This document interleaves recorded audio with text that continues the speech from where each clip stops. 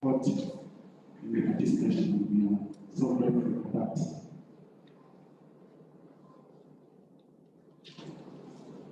So I'm giving a recap of what we did yesterday with my team. My team is comprising of Mr. Moses Mainamandi. We have Mr. Jeremiah Kashaga.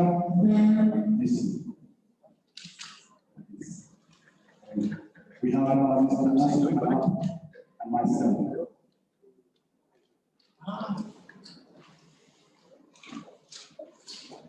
So our forum opened at 11 hours. The program coordinator for ALLPI, Professor Lefoni, will come with guests of honor, all the participants from ALLPI member states. We welcome to lead the participants in the action. Next slide, please. We went to the official opening ceremony. Executive Director of ALLPI, Professor Mujija expressed his delight and vice President of the region and the guest of honor, His Excellency Mr. Johannes Haile, for accepting to come and grace the ALLPI 14th Level Center.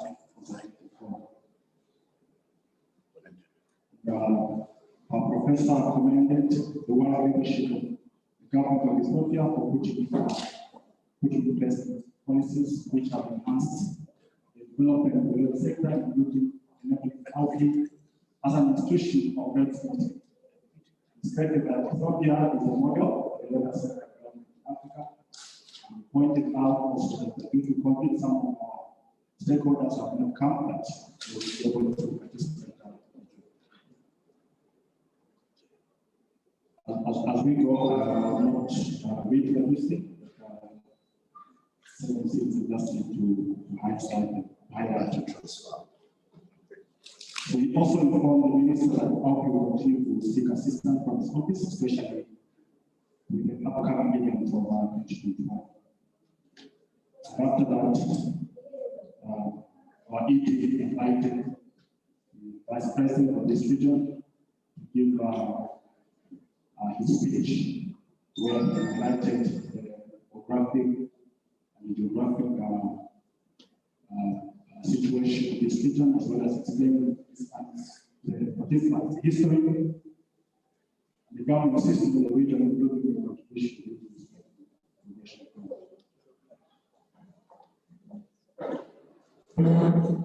He also highlighted the tourism and the investment potential of this region. And the ED proceeded to invite the guest of honor, Honorable Minister, who also gave a speech and officially appeared this before.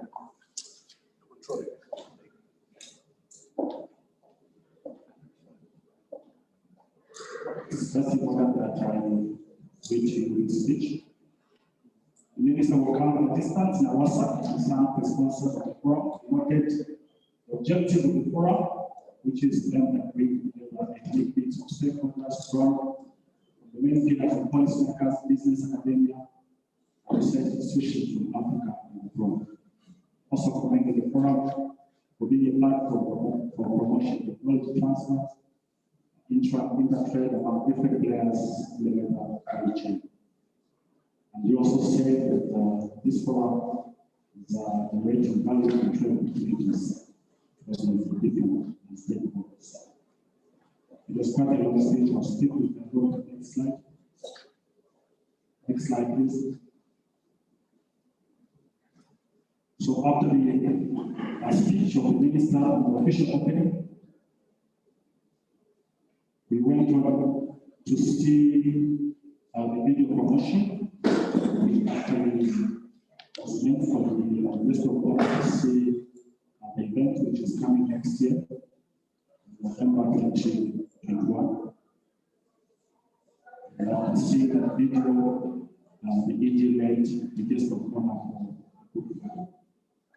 for there we went on into presentations. The first, in fact, before the presentations, we have to observe a moment of silence. Our departed colleagues from Kenya and Ethiopia. And after that, proceed to present the report of the SDGs, regional consultative forum, and the matters arising. Please.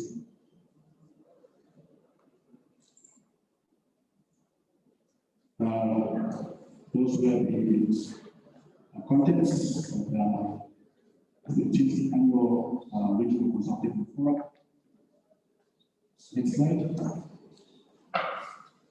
From there, we had also another presentation of the regional design studio. Those are also the contents that is covered on that slide. Next slide, please. We had the ALLPI academy presentation as well, with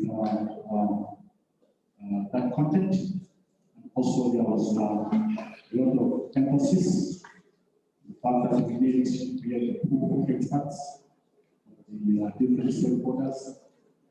Also, that this academy is not another school that ALLPI is creating, but it's just a pool of experts from which this continent is going to benefit from.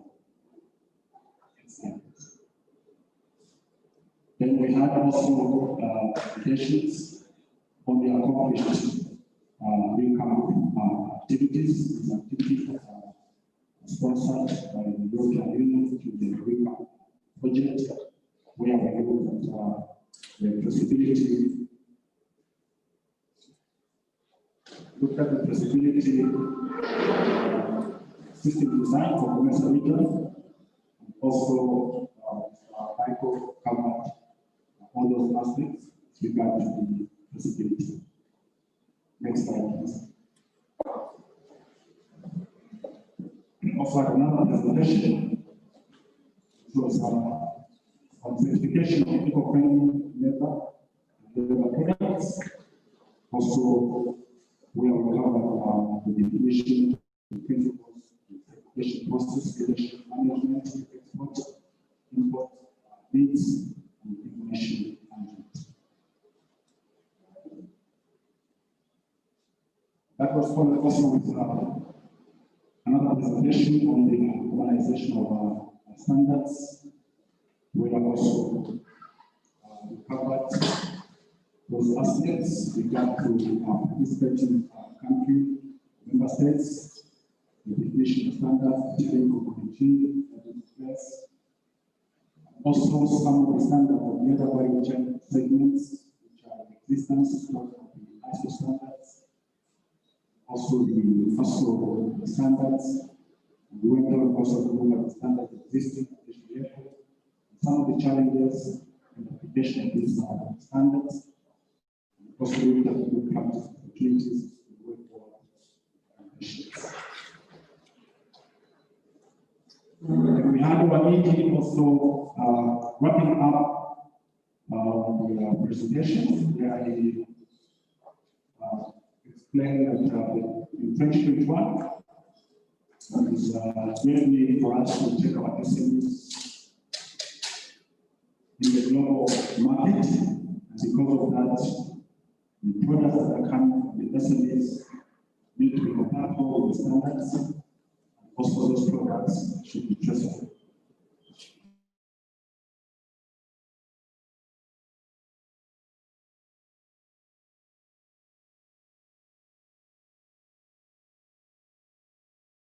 In the market, which is going to be central to ALLPI. And that also ALLPI is going to launch the e-platform in 2024. And from there, we have member states presentations with just some of the narratives. We're not going to show all the slides that were presented by our member states, but be assured that everything is captured, and by tomorrow, the records will be reflected in our platform. So the participants in our state share the accomplished activities, the best successes, challenges, and the planned activities for 2021.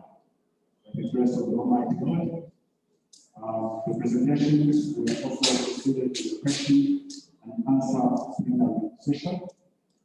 The order of the presentation was as follows: starting with Malawi, followed by Ethiopia, Eritrea, Burundi, Rwanda, Zimbabwe, Sudan, Zambia, and Uganda.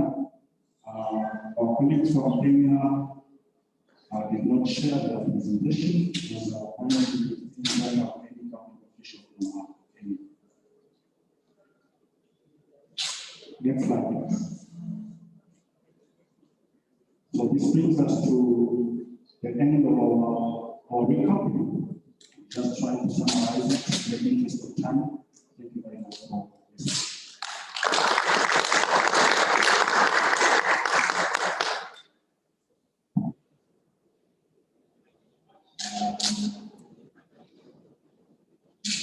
I think this is another applause. Basically, this is what we did yesterday, and this we have any other additions. I know we have covered almost everything that was done. Next on the agenda is the video on sustainable laser foundation. Olachi, are you ready?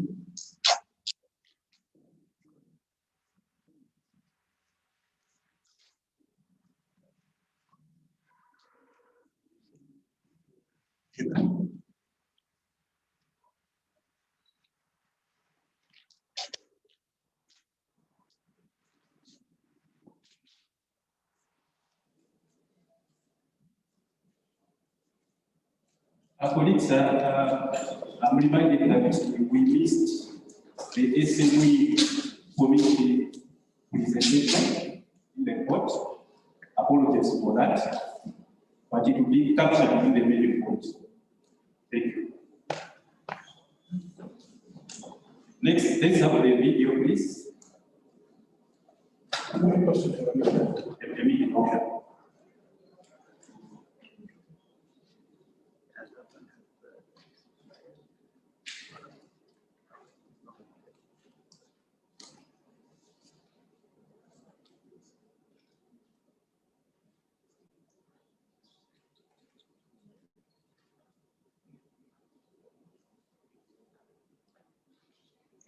Hello, my name is Deborah Taylor. I'm the Managing Director of the Sustainable Leather Foundation. The foundation is set up as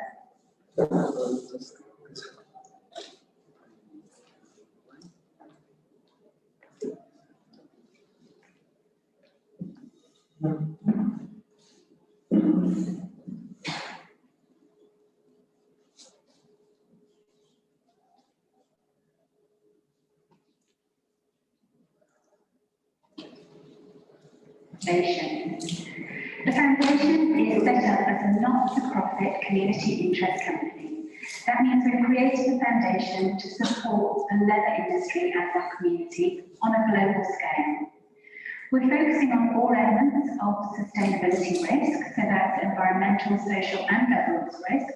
We hope to support the industry in better demonstrating practice around those risks and also in getting that message out to the consumers. So we're very much industry-led, but consumer-focused in our approach. Why do we need the Sustainable Leather Foundation? We have a lot of good initiatives in our industry, and they all do different things. But actually, we don't always talk in a very cohesive way, and we don't always bring all of that good work together in a way that's easily understood and communicated. And I think historically, we haven't concentrated enough on the 4 C's that you can see here. And we need better collaboration, better cooperation, better communication, and better community within our industry, even more so with the year we've all had with COVID-19. So let's have a look at some of those existing programs. You can see there are lots of initiatives. Some are public, some are private, some are a mix. Some are just looking at leather advocacy, some are looking just at auditing, some work in the textile space as well as the leather space. Some are specialists, they just look after a very small part, like watch strap, for example. And of course, we've got our country associations and our regional associations, and they all do really important work. But crucially, nobody's bringing that together. And so what the Sustainable Leather Foundation wants to do is to provide the framework, the picture frame, by which all of these associations can fit in to provide a fully transparent dashboard of compliance that we can then communicate externally to the consumers. So, a few key points. We are not for profit, I've mentioned that. We're independent, so there will be no affiliation to one particular industry type or sector. We do believe that we need one program that everything can operate within, so that it doesn't matter who your certification program is with, you can have it recognised in one place alongside all the other certifying bodies.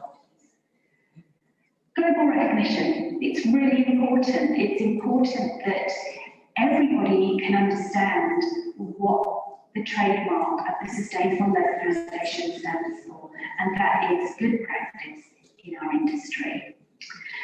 We do need to focus on improvement for the whole industry. We need to be inclusive. And by that, I mean we have to work from the bottom up and the top down. We need those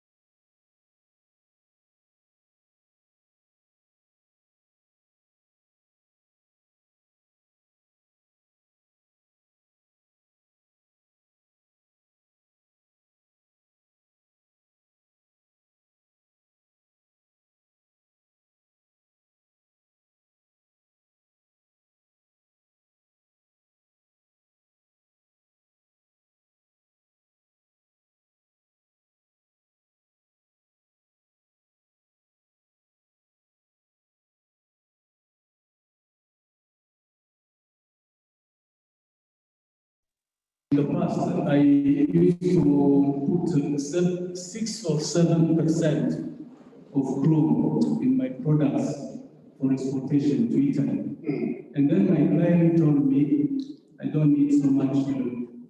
I was happy. Only 3% will be enough just for transportation. True. And then when your wet blue arrive in the factory, they will put out this chrome, the chrome. Then I make my own process. I'd like to know, is it really so dangerous to chrome-free, for health? Because many people are so afraid about this product that I don't know really it's so dangerous.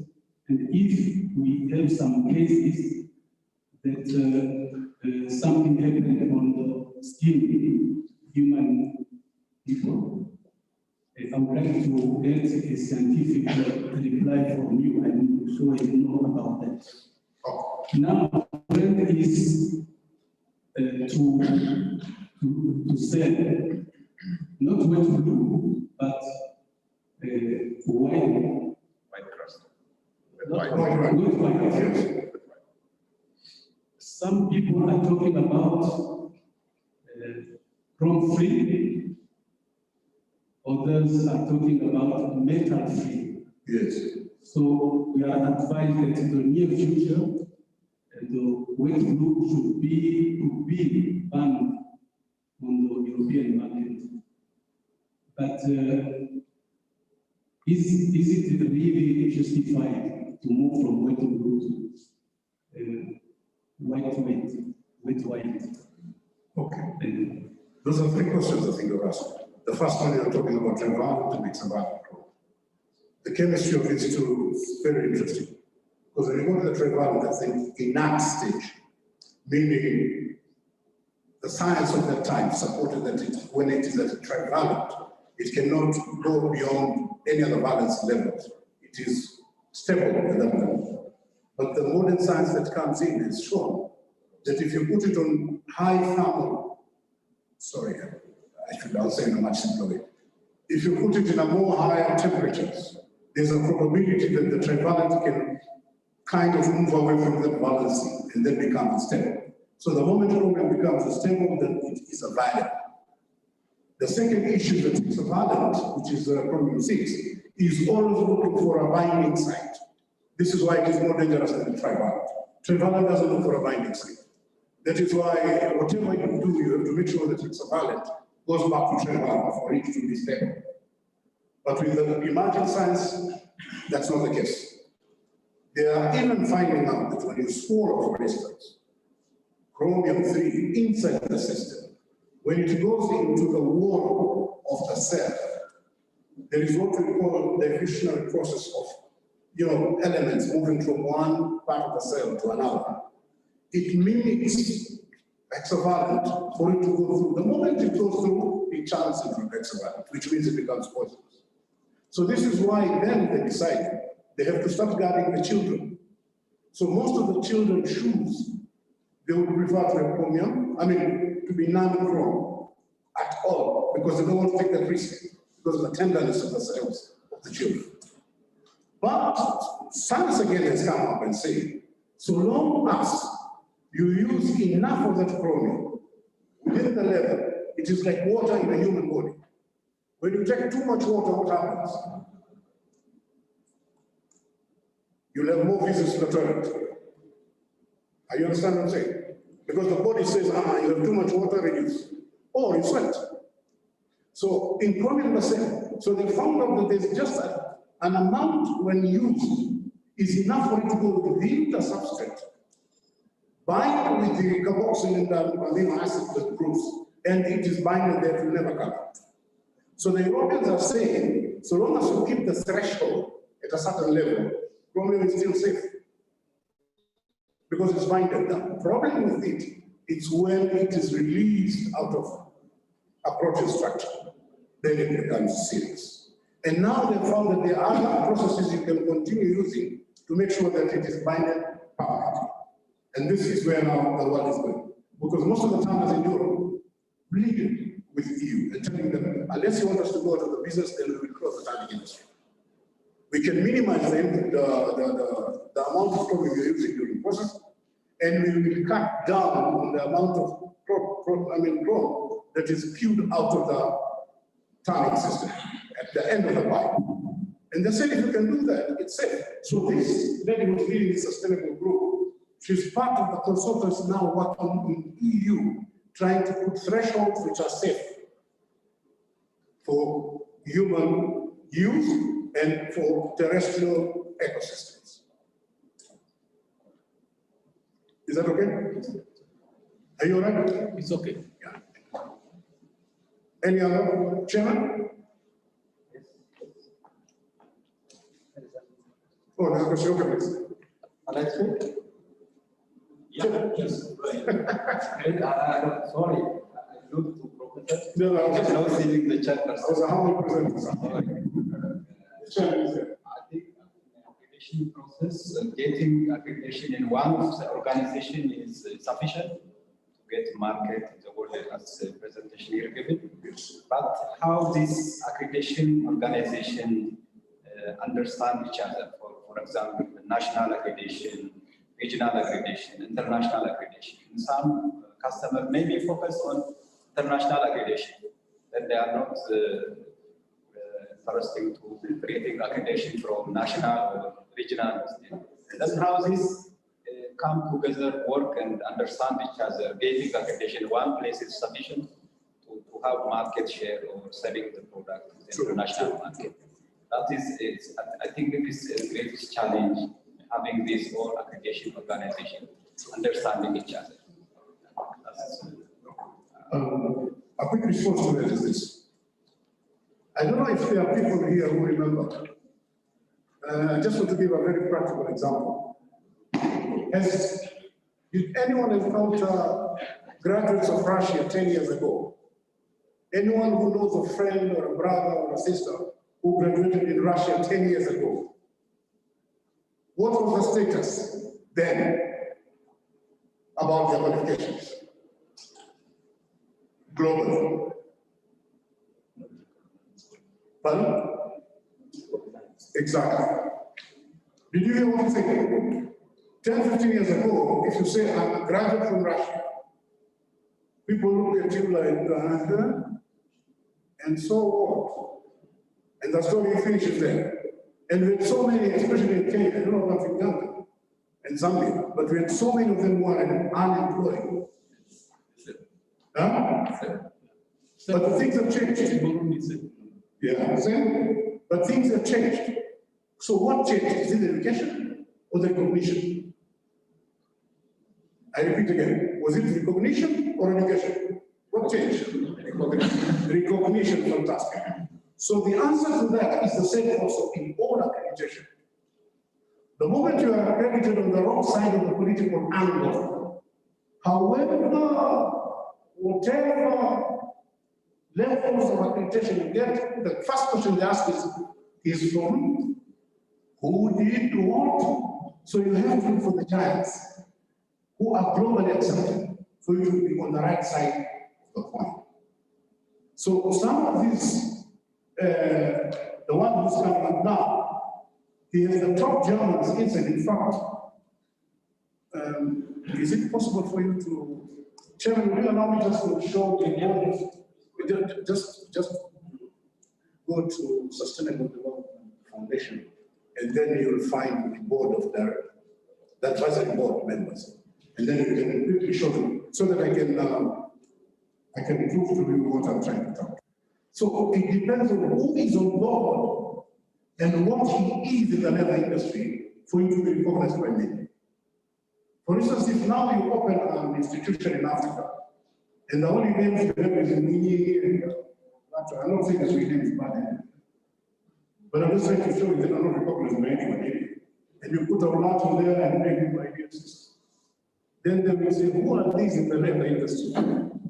You understand the So the moment they start putting question marks on who are these, it means even if you have golden certificates to issue, they will not go anywhere. Nowhere at all. But these guys are very good. Let's look at them all. Go and look at them all. And then you see the who is who in the leather sector is actually there. You can see the word of that's because there's beautiful pictures there. There are beautiful pictures on the representing how beautiful that is. Now, the lady I'm talking about is here. That's Deborah. She's actually the one who's running the LWG. And you can see those two, one lady and one gentleman. Those are the people behind the accreditation process in the world for all leather products and leather. Continue, these are their names coming. Yeah, good. Now look at those guys. I'm sure Robert, you can have a look at them. Yeah? Can you see those? These are the giants of the leather sector. Yes, yeah, look at them. So continue. Look at that. Continue.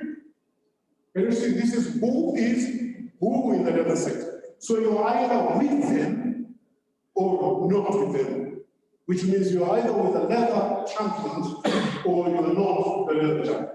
So you can see these are the advisory board. And by the way, I will be meeting them this afternoon.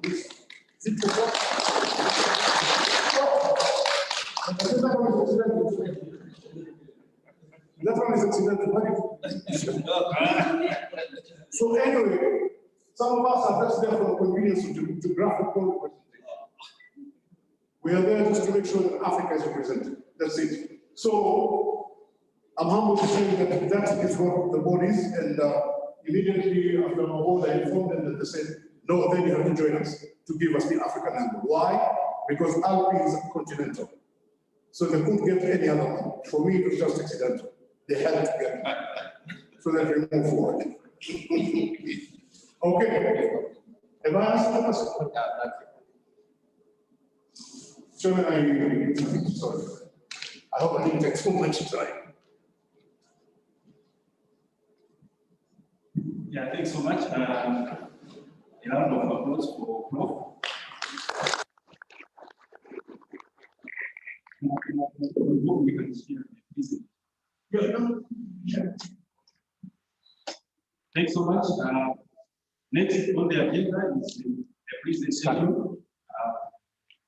We have a set of presentations. The first presentation by ED on the innovation in fusion technology. Yeah, the technology adoption model.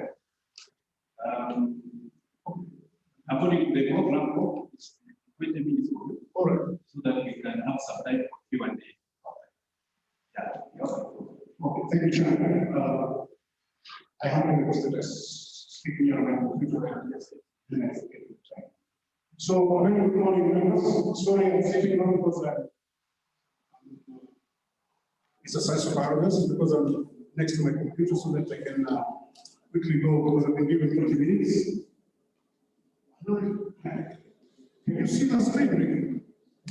Maybe we need the lights a little over. There's a lot of graphics.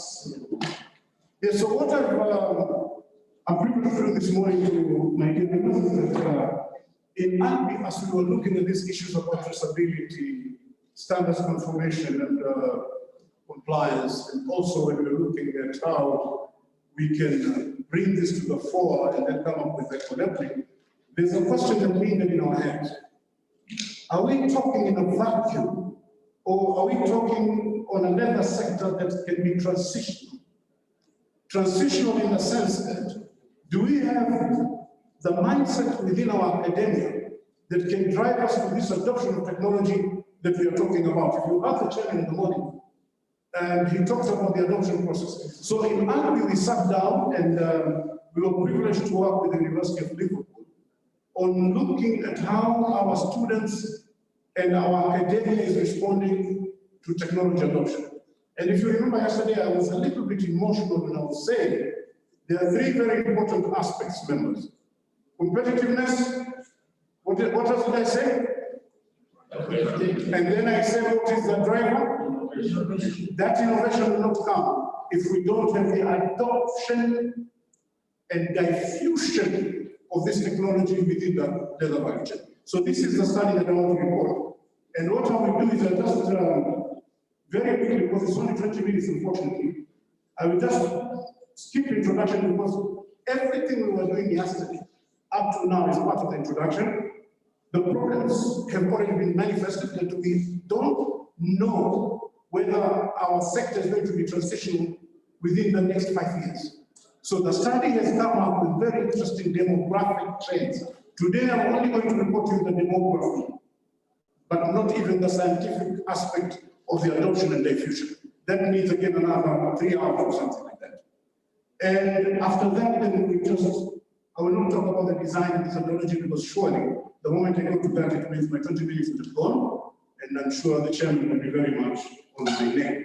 So I just show you the results, which is demographic trends, and then I'll give you what other stakeholders are talking about, and that is it. So there we are. Now, what I'm going to do is, I'm going to look at 4 important issues. We're going to look at how students are telling us about factors that deal with technology model. And then I want you to become the jury and see whether we are ready for what we are planning for in the next 5 years. We might succeed in the initial set, but are we going to sustain that pace? This is our argument now. If we can't, then ALLPI has to stop everything and make sure that it starts working closely with academia to make sure that we have students who are thinking like us and teachers who think like LVC. Are we together? Because if we don't have teachers who believe that the LVC can work, yeah, it's a losing battle. And if we have students who are already not for the LVC, then it means we are going to get a gap which Europe is experiencing. And you cannot believe what EU did 2 years ago. It pumped more than 20 million euros to make sure that the Europeans are retaught. I'm repeating again. The Europeans are retaught to love the academia and research side of the LVC. So we might be heading towards that direction. So then we look at what are these individual factors, product factors, and interface. So all these are just hypotheses of that. Now, what we are generally looking is this diagram. The diagram is in conceptual and theoretical research. Sorry, I'm moving faster than actual reasons. You start ready? Move. You know, I have only 20 minutes. So money has not been poured.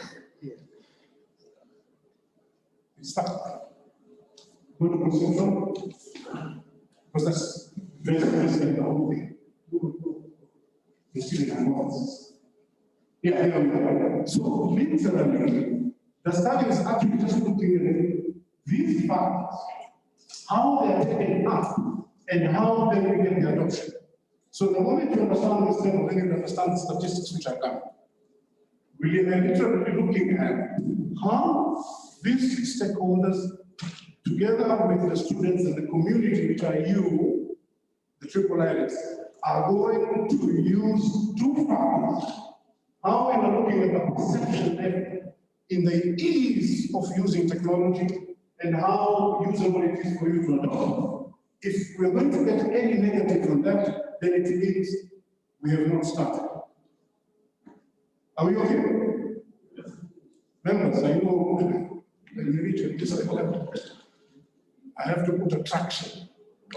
Are we okay? Yes. Okay. So the baseline is, forget any other terminology that looks a little bit strange to you, but just believe on one thing, that we are going to look at issues that are telling us whether our students and our teachers are prepared for what we have been discussing from yesterday morning. This is why deliberately we put this presentation now, because now you have a background where we are coming. So for us to do that, therefore, we have open questions which we responded to. Then we are having our first results. I'm going to get the results, Chairman, because 20 minutes is it clear that? Oh, very good. Now, our first demographic, we looked at gender. Are we having a problem with gender in our education? The good news is that you cannot believe it, that the study yielded a very interesting scenario where we are not badly off. Because when we did our baseline survey, Professor will tell you, that is 2014, Prof? Yes. The baseline was very much tilted We had more male than females within the leather value chain. But now we have very, very good proportions which are telling us we are not badly off. Education-wise, you can see, very interesting enough, people have always thought that the leather value chain has very poor literacy level. That's not the truth, far from it. Our problem has been, do we have enough youth involved? And you can imagine, look at the age bracket between 19 and 35. So do we have the youth or not? Members were together, I want us to go, I only have 20 minutes, I have to rush, but I needed you to be on board. Do we have the youth in LVC or we don't have? Yeah. Now this is very important. Then it means when we want to transit, it will be so easy for us to give them the knowledge that they need and information gap, which is narrow for them to take over from all of us, for us to continue forward. This is not what was happening in Europe. In Europe, they had less than 10% of the youth involved in the leather sector. We're having more of them. Then we have affiliation. Now this is so interesting. Look at the affiliation of the youth. At what level are they more? Is it good or bad? Very good. Why are you shy? There are not trick questions here. It is the graph. You know the sense evidence based. You just look at the graph. I mean, look at the pie chart and it tells a lot of stories. So you can imagine in these 4 pie charts, it has already given us a background that this, the LVC in Africa has a future. We are already in there. Look at what Jen is telling us, we are positive. Look at the literacy level education-wise, it is telling us we are good. We are looking at age groups and it is telling us the most productive age between 19 to 35, yeah, is already within the LVC. Okay? Then we look at the affiliation, they are at the university level. So which means, Professor Stewala, you can see what I'm talking about, which means in your curricula, we need to start looking at how then we can nurture this talent to answer the problems that Robert, Brother Senkandi and the rest of our Tanas, Shoko, can answer. In fact, Shoko can share with us that he employed a very young production manager, lady, Shoko. Yeah. Are you there? Am I speaking politics of truth here? Because I visited his tunnel and I was impressed. The production manager in Shoko's tunnel is a lady, young lady. What is her average age? Can you imagine? You guys want to go into club? Why am I? Sure, Robert. But you know, with Robert, I have to be very composed and ask. So when we come now to the academic community, this is where now things start getting serious. So we are asking therefore, now that we've known, most of our students are there, and they are at the university level, are they in a place where a model used to look at the technology adoption and the diffusion model is actually proving to us that they are a force to reckon or not. So anything practical is higher education, so that when we look at students who this particular model is subjecting to, it shows us around 1.76 have an individual factor of liking the adoption and they are ready to diffuse the adoption of technology at their level as students. And this to us is very good. You can see that in 1.7. Can you see that? When you come to interface factors are those factors that you have to combine in order to get an impact. It tells us that 32% of them are technology savvy. Meaning, ladies and gentlemen, we have a youth that is ready to be involved with the technology in LVC. Meaning, therefore, in the next 5 years, we are going to see a vibrancy if the academic institution can work itself out and make sure that we nurture that, we can have a youth that is productive. And this is very interesting, because even among ourselves, we have a young man here who we've been involved with. Where is Musera from Malawi? Just stand up a little bit, I want to embarrass you a little bit. Look at this young man. What is your average age? What is the average age? Average age? Age is, please. Pardon? 32, and he's a senior principal officer, and he's been in the leather sector. You've been with us how long? Was 6 to 7 years. Gentlemen, can you see? It's okay, you can see statistics don't lie. So if he's already at that level, tell me what is his future? If you continue, of course, if you continue getting involved with the LBC, if we continue making it attractive to him, because he's a young man, he has his own dreams. So what I'm trying to say is that these statistics are actually pointing to the next decision makers. Because if he's a principal trade officer affiliated to the leather sector, what will he be in the next 5 years? He'll be changing my chairman as the director in Malawi. Are we together? Yes. So I'm trying to show you things that are already data, but which are manifested in reality.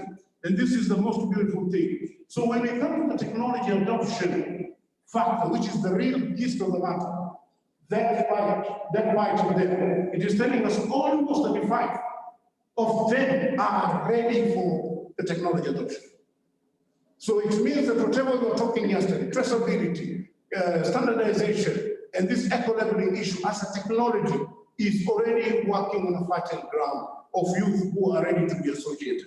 And so is the product factor. Now, when you come to trainers, we finish the students, that is beautiful stories. When you come to the trainers themselves, we start seeing divergences, meaning we have a big job to do. Our students are ready for the adoption, but is it the same story with our trainers? Are you starting to see the contrast? Ladies and gentlemen, you see the difference. You know, I can sing a little bit. I have to incentivize you guys. Look at the percentage of adoption of technology for individual faculty trainers. Is it lower or higher than the students? Oh, no. Huh? Is it high or low? Guys, don't whisper. There's no miracle in this. You either look and see where the apportionment is, and it tells you exactly what is there. Is the adoption of technology in students and trainers. Trainers are their teachers. Where is it higher? Can you switch on those two? Because even if I'm going to finish my time on those two slides, I'm okay with it. Just go to the previous one. You know, yes, the one that I have just covered. Which one is that? Is the research. No. Go back. Go to the students. That's where we are. Please, I really want you to be with me because there's something important we're trying to communicate here. So that as we go straight to one, you can be with me all throughout. Where are the students? Yeah, look at the students. Look at the technology under all the 4 factors. Where it is it purple or indigo, depending on the color sensitivity we have. You know, ladies are more sharp and color. Is it indigo purple? Pardon? Now, purple is the technology. Now, we'll go to the trainers. I'll ask the same question again, because that's the only way I can keep your attention on this. These are trainers, these are the teachers of those students. Are they higher or lower? Lower. Can you, this is the thing that I want you to appreciate. So it is telling us therefore that when the students are ready to adopt technology, the trainers are not. So the question is, can we achieve it in 5 years if we continue maintaining the trainers with their low technology adoption sensitivity? So which means then we are having people that in Robert and the group can employ who are ready to get technology, but the guys training them will not give them enough incentivization for them to complete the cycle. So we ask the same question to the researchers. When we went to the researchers, apart from them looking at the product, when they looked at the time factor, nil. When they looked at the interface factor, nil. At least at the individual level, they were saying yes, technology is important. So it means also that we're having a problem. The trainers is a problem. The ones at the university who are doing research are a problem. So it's only our students who are ready for adoption. So it means, therefore, that our manufacturing plants are ready to get good students, but who could be ill-prepared for them to run with the adoption process on whatever we were discussing yesterday. Then let's look at the administrators who actually recruit them. Now, what it shows is that the administrators at the university level are only interested in the red band. So what are the red bands?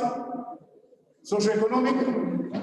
So they're looking at pay packets, their role in societies, but they don't care also about technology. So we have a problem that in the technology adoption process of exactly what we were discussing yesterday, ALLPI has to work very closely with the academic so that we can look at your curriculum and we keep on enhancing it.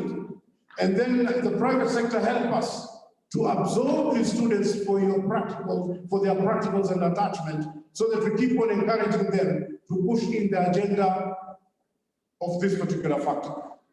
So, how many minutes do I have, Chairman? Sorry, because I agreed it. Okay, so in 3 minutes, I can promise you I'll finish it. Those 4 slides are the most important for me, so that I can put my case forward from the research we did. And when we started looking at the correlations, they answered us exactly the same. They say things like perception is one of the biggest problems. Where you see the band is where the probability is giving us the strength that you have to concentrate on that because it's significant. So PU is actually perceived usefulness. AI is adoption, and you can see it's all color. So it's telling us for adoption to be undertaken, the perception of students, the perception of traders, the perception, because this is academic, these are the students, the academic perception of students, together with their perceived ease of usefulness, is a significant factor that the research should concentrate on. This is why it is funded. When you look at the academic stuff per se, it is also telling us again the same. So the yellow and the green is only telling you the difference of probability. One is a very strong probability of P is equal to 0.001, meaning you have to put a lot of strength for that significance to be achieved. Are we together? Yes. Then, of course, all ethical conditions of the research were done. That's not important. So what are we saying in the 2 minutes that is remaining?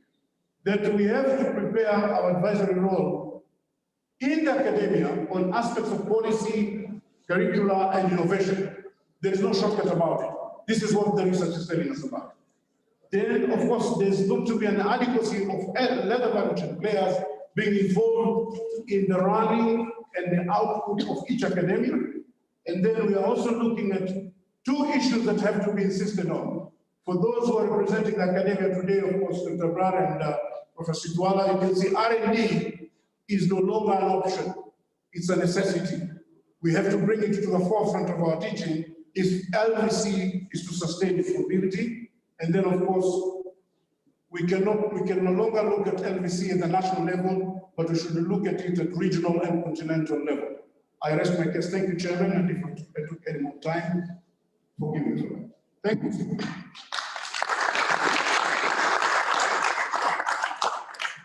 Yeah, thanks so much, Bob.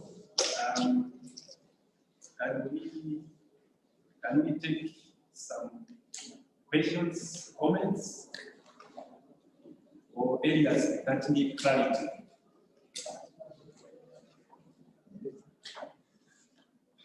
Yes. Yes. I think I'm loud enough to be heard. No, my microphone is there.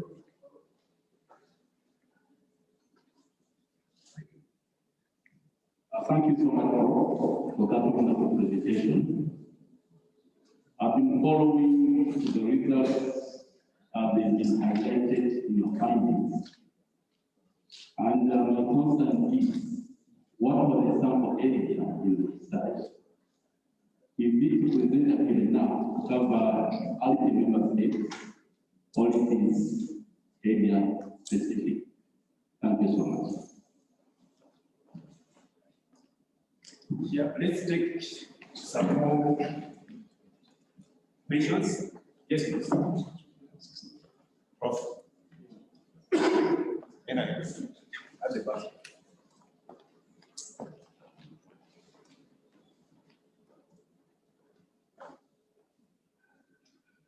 Thank you for the presentation. Thank you, sir.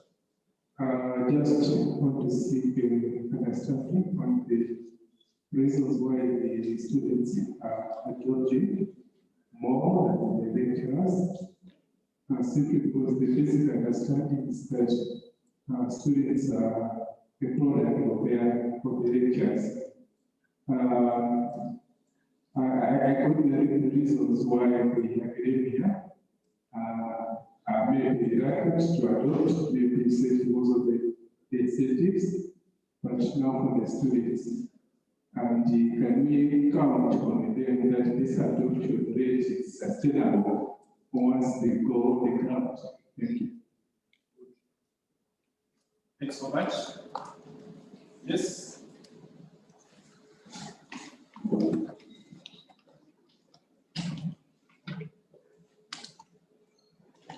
Thank you, Professor, for your very good practice presentation. Just my question is, Baba says all gender and also recognize as a goal to the laser quantitative also the higher education part. In this all your studies, is there a push or a pull factor in terms of the government policy in the other or because in a very natural way, on its way. Just have you got or have you observed such kind of things in your study? This is my question. Thanks so much. I think we can take two more. Yes, madam. No, sir. Very extra.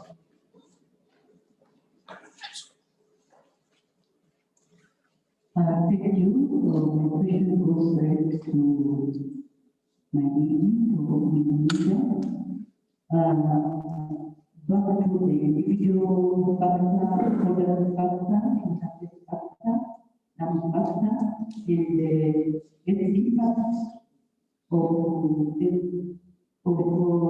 the professional for practice. I would like to know how this can be linked to the socio-economic welfare to incentivize innovation and the creativity so that the youth be among the practitioner of education for further research and industrial growth.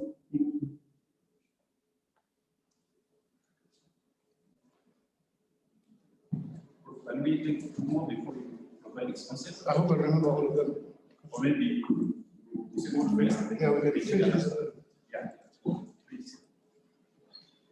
Thank you very much, Chair. Let me start with the very last. Madam, just look at the patches and then you see that. If you look at the socio-economic factors, these are issues to do with the I didn't get it. No. I don't. Yes. Okay. If you look at the socio-economic factors, they all deal with the local issues of life, the livelihoods, what you have, and everything. But what we're trying to look at the study is that the end needs the socio-economic factors. And that is what we've been doing for 100 years in our LBC. It never helped us. So we decided to look at what are the adoption rates at various areas. So this is my example automatically or here all the stuff you can start with students first. No, we start with students first. Then we have that. Let's go for students. You're still with us? Yeah, there you go. So if you look at the socio-economic factors, you find that the students are not very keen on that fast because they didn't understand what we were addressing. What is the adoption? Now, the socio-economic factors, because it's an end to a means, it will always be affected by adopting other parameters. So parameters like adoption of technology, the importance of higher education, When they all are brought in their signatures, they will have linked on socioeconomic factors. But when you run on socioeconomic factors, you'll be stuck because when other countries are moving forward, you are still interested to look at your impact rather than how much technology you are doing. And when you, so you find that the students were very suspect that they really understood exactly what's happening. This is why it is important for us to look at that. And this was manifested by the couple of the people, as you can see, they had a bigger share, including higher education, which is that group. Yeah? To us, this was very, very important. It meant, therefore, we had the right foundation for us. So now then I can answer also that before by saying, why is it that the students are more technologically sound than the traders? Now, you will discover that even in the use of smartphones, our youths are much brighter than the fathers. When the father is trying to look at how we can use the smartphone, the youth exactly know how to play around with it and manifest its own use. So they appreciated the use of technology as they were growing up. While most of the trainers who were at my age and above, we only get to know about smartphone or receiving telephone and calling. And nothing else. We didn't even know that there's a calculator there. We would even do some scientific information. By the way, why do you think that the Ministry of Education banned smartphones and examinations? Because they discovered that there is a way of sending information without it appearing on screen. Justify that, and you will justify it again, and you have the answers and the answers. And our generation never believed that information is being given every day. So technology is serving within the youth. So there's a positive correlation between youth and technology, and there's a negative correlation between older group and technology. So it is very natural. So our concern is, what do we do? We in ALLPI are saying we will concentrate on the level of value chain technologies and give it more impetus at the teacher level and the students, by making sure that the universities also start inculcating in-service training for our teachers so that they can start building those gaps. This is a question from Jan. Is that okay? Jan? Yeah. Oh, you're behind. So this is why naturally we find the youth are very, very exposed to technology. They know how to use the smartphone more than their parents. And their big brothers, by the way. The younger they are, the more they know all the pros and cons. Then, of course, we had a question of policy. This is very interesting. Now, when you look already now, we move from students to trainers. For students, Mr. Wong, look at the red bar. Sorry, we go to students. And then we come to trainers. It's just a slide. Why is it staying out? Because Mr. Wong, we want the interest of the policy. How does policy influence this particular process? And we are going to demonstrate right now. We also had a very clear illustration during our research. It was very, very interesting. Because what we are doing, Chairman, now in ALLPI, is we want to use what is called evidence-based solution giving. We don't want to just go on the podium and start talking about the data sector without evidence. So if you are there, you've gone back to there. Mr. Wong, if you could now look at the red bar within the pie charts, those are policy interactions. Are you with me? Yeah. So let's look at the trailers. Now you can see we have two empty ones. You can see we have two empty ones and two that at least have a response. This is very informative, telling us that we really have to work hard to make sure that the policies which are known to our students are also known and are readily adoptable by our trainers. And this is a big thing. But when you go to administrators, you find that they are very prone to policy, and this is out of their nature of work. Because what happens to an administrator? You would like to know what is the latest policy that is guiding a certain given profession. And because these are administrators within, what do you call it, within the LBC, they try as much as possible to make sure that they combine it with the socioeconomic factor. This is why, for instance, if you look at particularly on the government policy, which is light green in my computer, I don't know. The computer is much clearer than out there. Can you see the light green?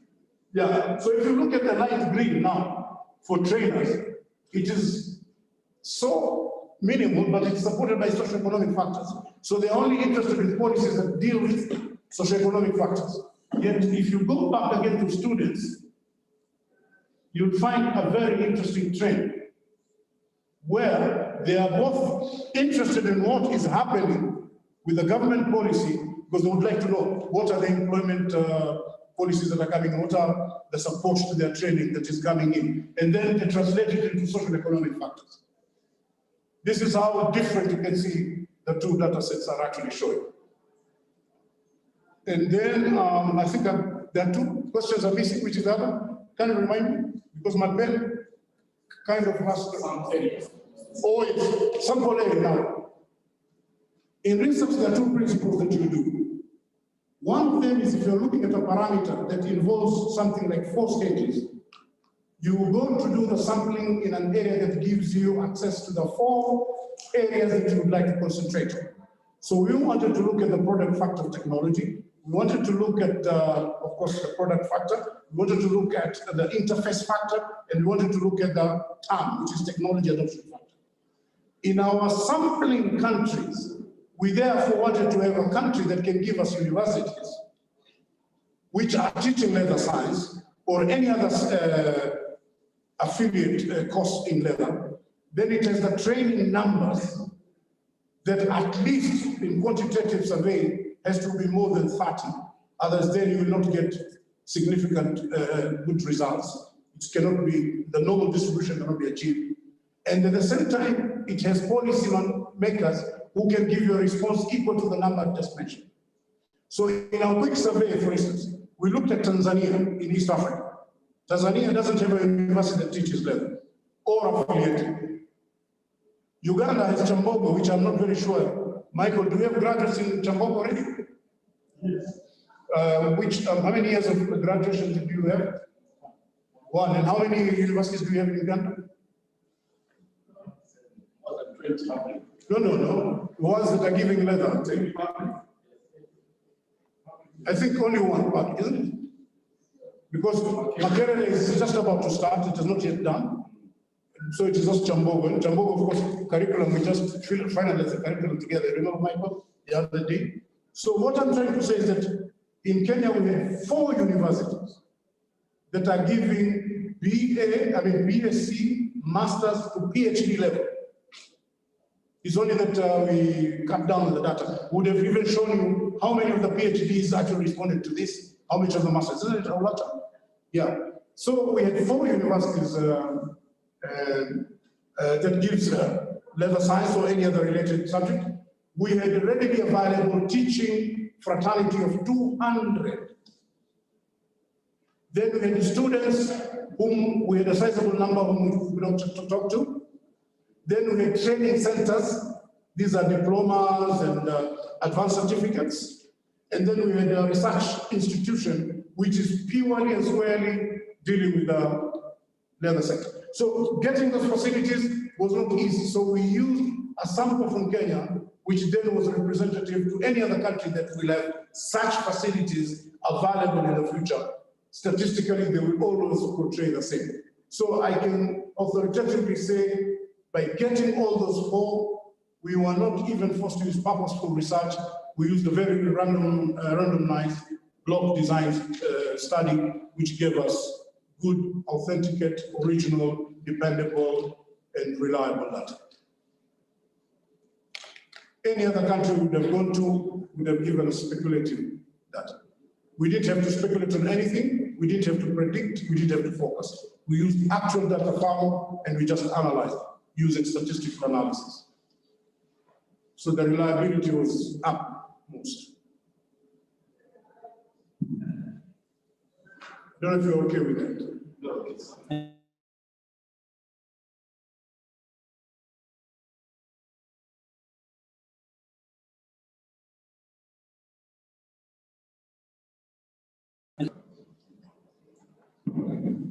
That's a good That's all?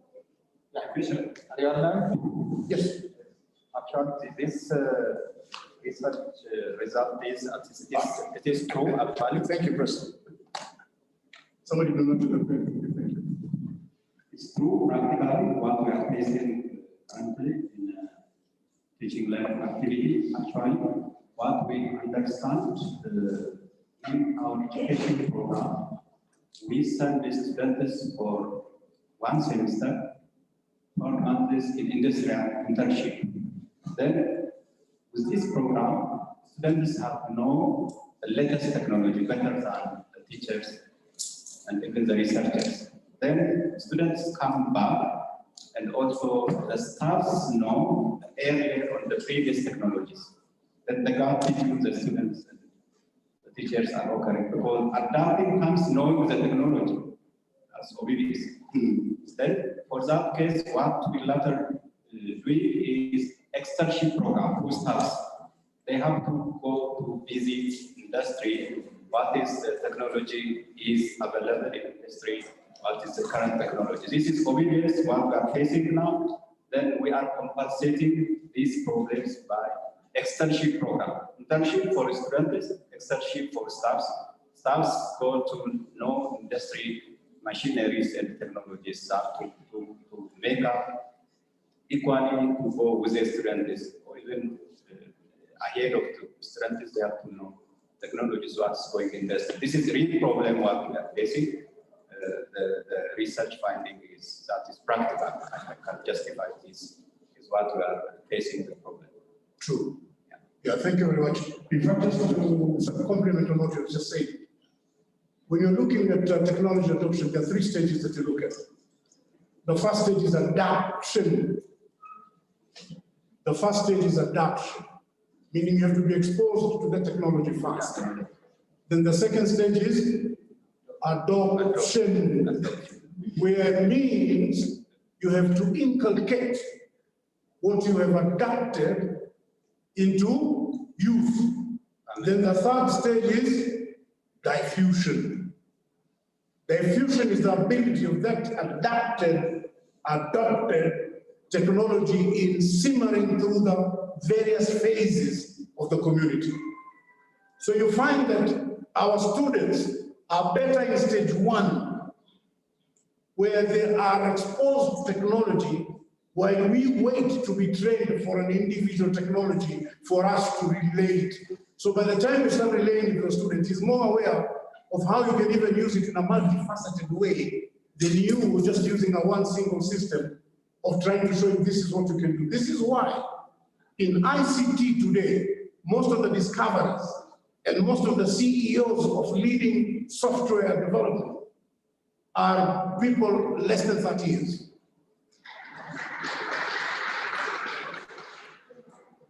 Am I making a point? Thank you, Chair. Just one. Yes, please. Yes. Through the chair.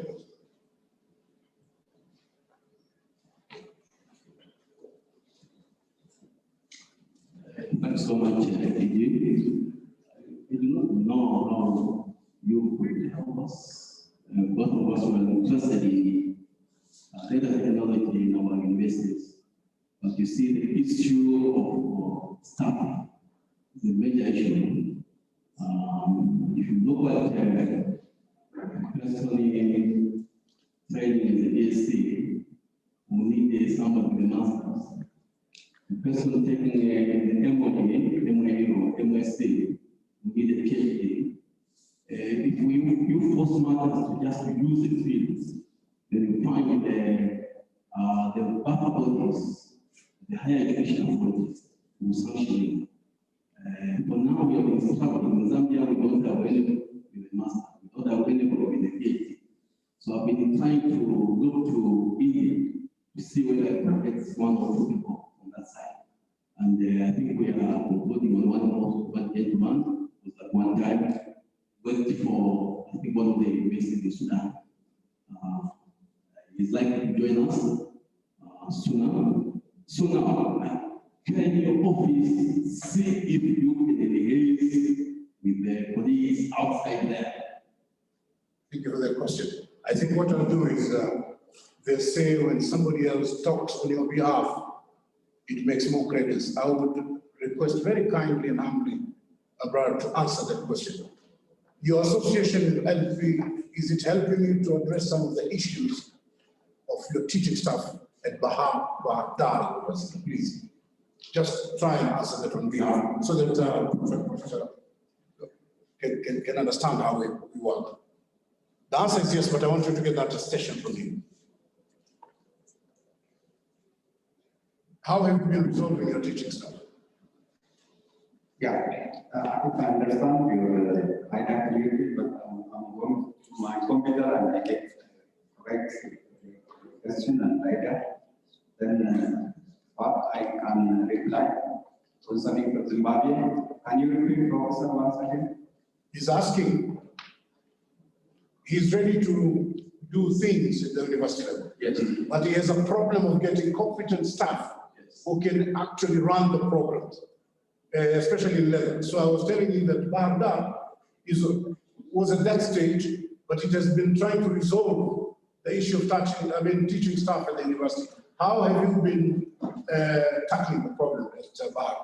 Yeah, actually, when we start the undergraduate program, engineering, the fifth year national engineering program, we face the problem in staffing. But maybe we use getting staff from India. Then after that, after getting the first graduates, then we can take the project and train to the master's level. Then for educating the leather engineering undergraduate program, we got problem as a current. We have sufficient staff for that undergraduate teaching, Ethiopian staff. What we are now facing is to teaching the master's program. Master's program with large staffs, still we are dependent on recruiting from India and other countries. We are running the master's program. Now we trying to have PhD program with the having a joint professors from different universities. Then I think for such cases we can discuss and share experience. Even we can share the staffs we have here as a master's level to help the undergraduate programs by block teaching or something. That is why we are struggling to solve the program. Now we are jumping to a PhD program in the next coming years to working, as you said yesterday, by pooling staffs around the world. That's our experience. So, Prof. Kunia, what you're not, where you are now is where Bahar was, and over and above that, what we are also trying to do is that we are working closely with them. They wrote to us, we put advertisement all over the world, Europe and India, and they got some lecturers sometimes back, but the only disadvantage, because we are sharing experience, when Indians come, they come with an eye to some senior positions in their country. So when they come, they only look to work for 2 years, they get the letter of competence from your university, and then they go back to their country, and it's a stepping stone, so it doesn't help Africa so much. So what we discovered is that using of staff within the continent who are there is good.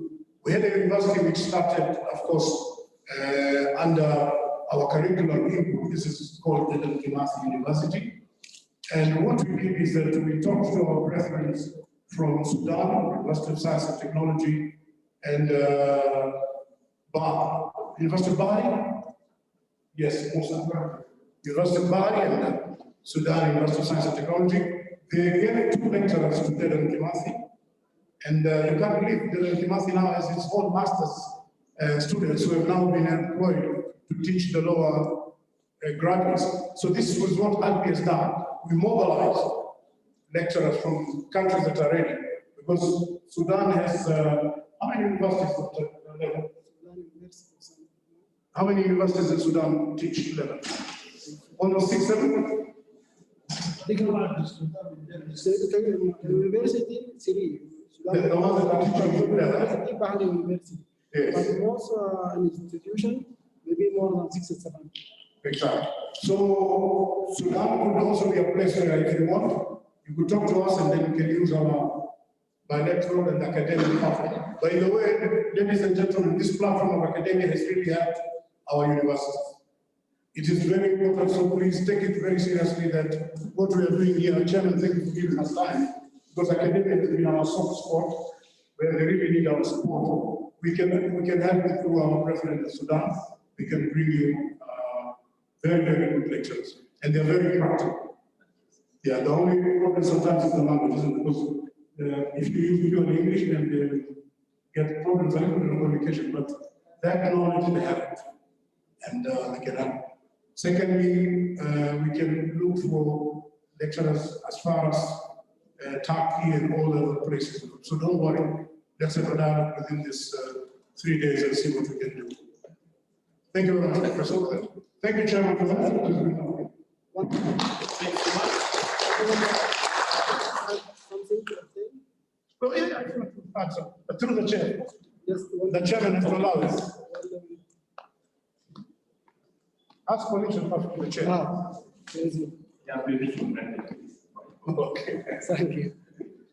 Actually, we have Sudan department, engineering department. We have some people go to Ethiopia and do master's degree for technology and physical science and engineering. And then we are taken back to the Sudan University. Now we have got a PhD and they are teaching master's degree. Now we are going to be master for technology and engineering with this Islamic University. So for PhD program, only we have PhD concept.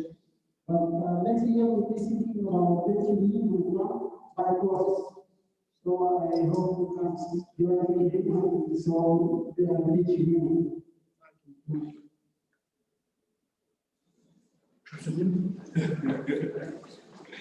Collaboration.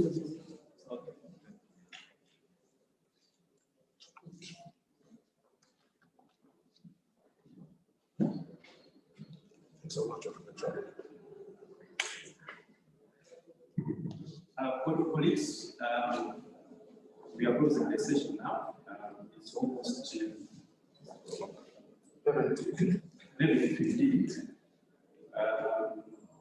I'm honored. I was your chair. We might be ready for tea. And Professor Munia's Wanda will be the chair of the session. Thanks so much, colleagues.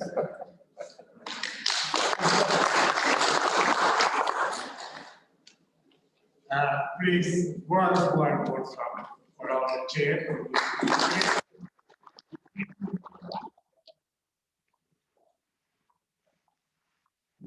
We wait for some 15-20 minutes each and come to a translation to join to the chair after coffee presentation. Thank you very much. Thank you.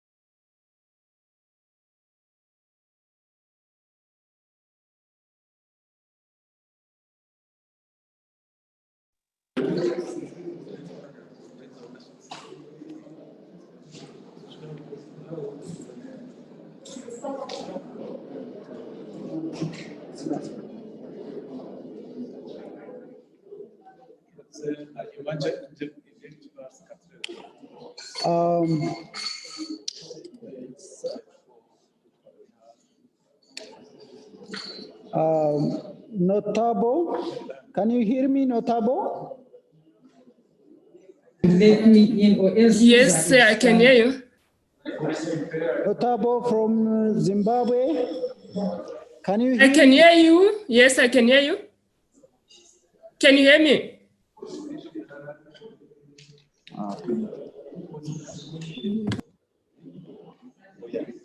Notable, can you hear me? I can hear you. Yes, sir, I can hear you. Can you hear me?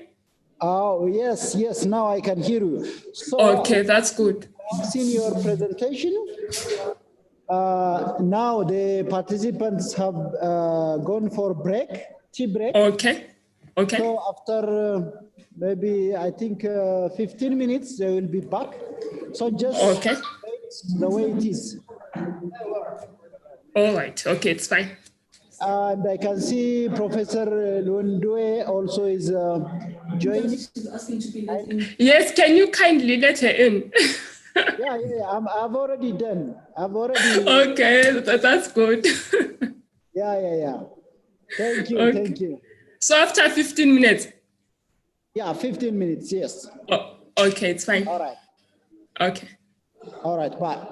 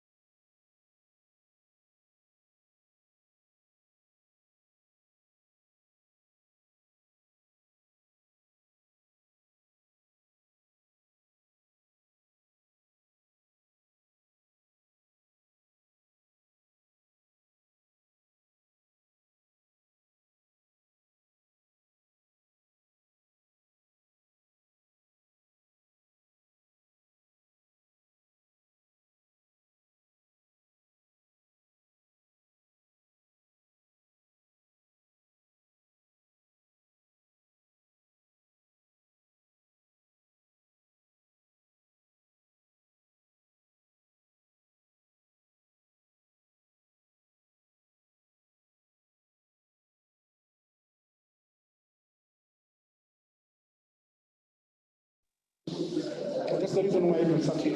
Yeah.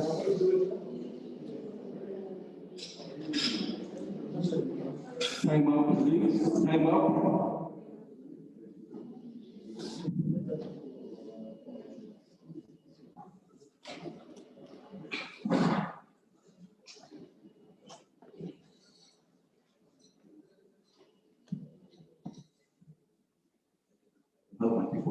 Yes. Dr. Kechi. Kechi?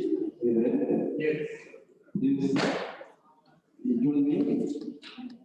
Who? Me? Kechi. Oh.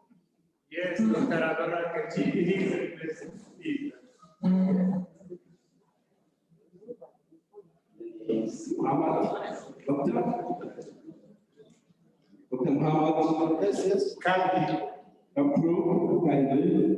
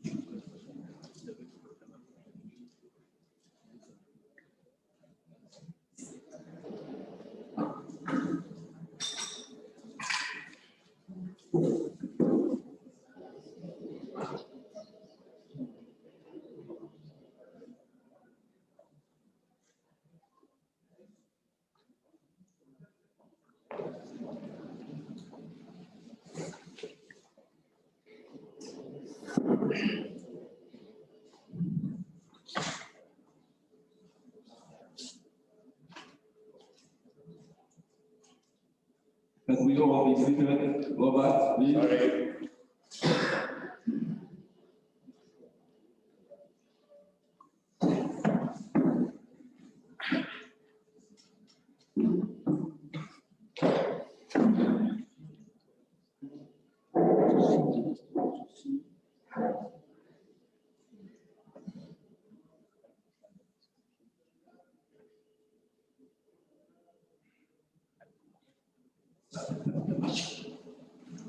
Consultative, can we get started? Are we ready? Yes. Thank you. Thanks so much, coordinator, for this privileged position once again, affording us to be here in France in order to chair, deliberate, and present, and of course, interact with this August House members. I would also like to thank the program chairperson, ED, Professor, for the privilege that you have given us for having appointed president from Zambia and the former employer. I'm so humbled. We thank you so much with him, and I just wish him all the best. Thank you for this. Let me also recognize the presence of apart from the distinguished guests or delegates most distinguished government and the other colleagues, you know yourselves. Not forgetting our administrative staff, those who are busy taking care of us. Want to thank you so much for your presence too. Colleagues who are here, this is your show.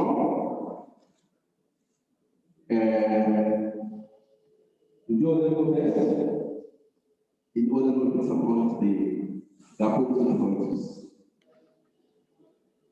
As we start, we shall first of all witness a visual presentation that will be carried out by Professor Kiwanga from Nasti University, Zimbabwe, Bulawayo. Quite soon, we shall be tuned to that. 15 minutes for each allocation, each participant's allocation. So, if it is instant, please kindly ensure that you fall within the defined timeline. So, may I call upon the Secretary to help us proceed with the first visual presentation. Number one, Dr. Kiwanga. Thank you so much.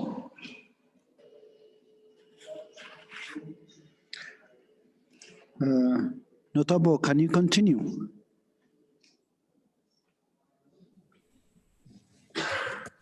Good morning.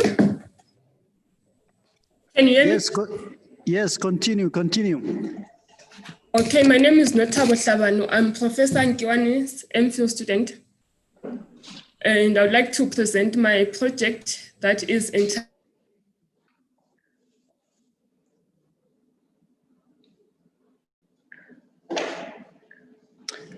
Continue.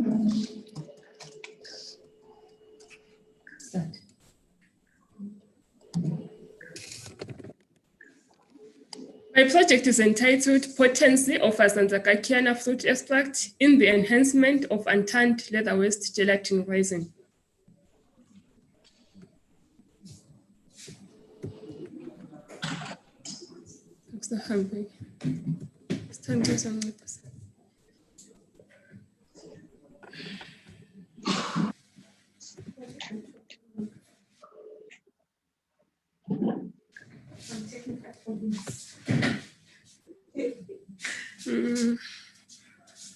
It's stuck. We're having technical problems. I can see you are challenged. Please just click on the presentation and press the down arrow.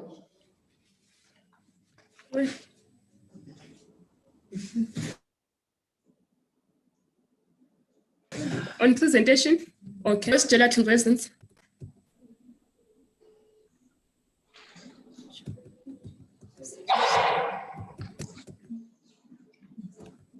I don't know what's happening. There's a problem. It's the laptop. You can move it down. No, I'm failing. Let you share again. Yeah, share again. Share again. Okay, let me. What's on this? It's moved. Like.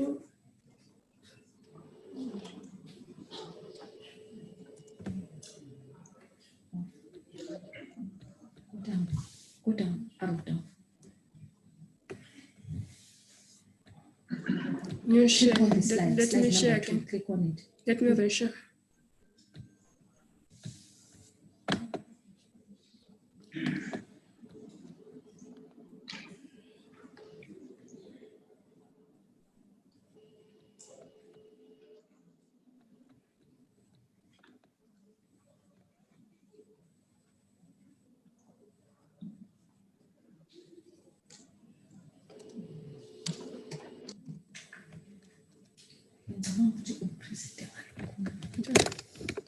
There's nothing on the side.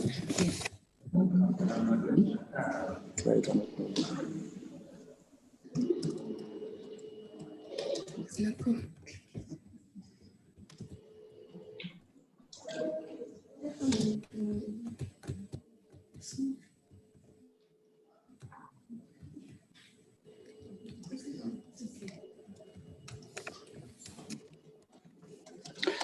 Now we can Leather see waste the gelatin presentation. resins, they've been used. Okay. Okay, let me continue. All right, continue. Failing, I think.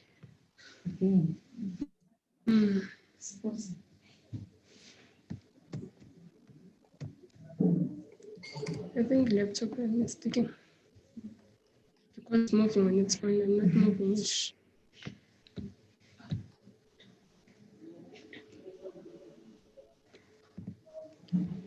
So this is the methodology that I did for the production of gelatin resin. For the preparation step, what I did was to soak the untanned leather waste in a water bath for 24 hours. Then I cut the samples to 2 centimeter by 2 centimeter. Then the extraction process was at 60 degrees Celsius. And then I filtered my samples, then vaporized, and then concentrated my samples to powder. That was the production process for the gelatin powder.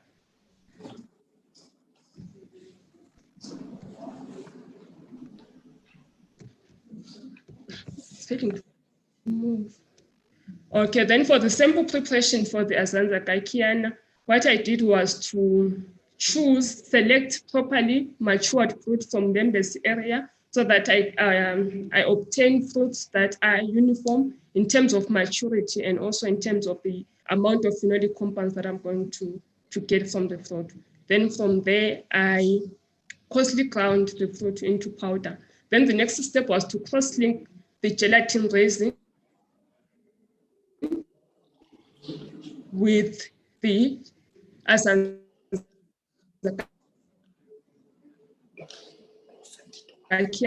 fruit extract. There at a ranging from 3% up to gelatin resin, and then see that those are the fumes that were produced in order to actually determine whether the gelatin resin was actually suitable for application in the film industry for packaging material. Then at E, that is the film that was produced, it was very pliable, and also it had good texture and it was smooth.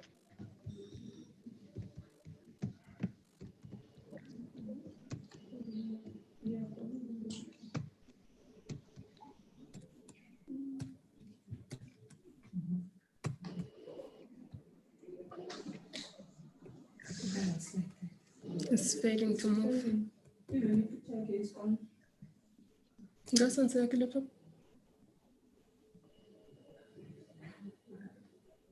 Would they allow me to do that? Okay, so can you allow me to use another laptop? Hello? Yes, yes. Can you allow me to use another laptop? I'm having problems with the one that I'm using. Oh, okay, okay. You can do that quickly. Okay, thank you so much.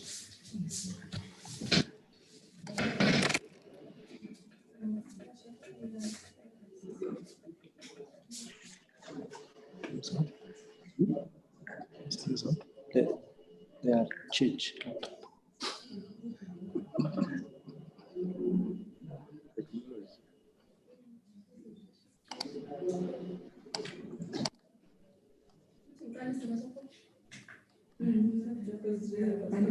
Methodology.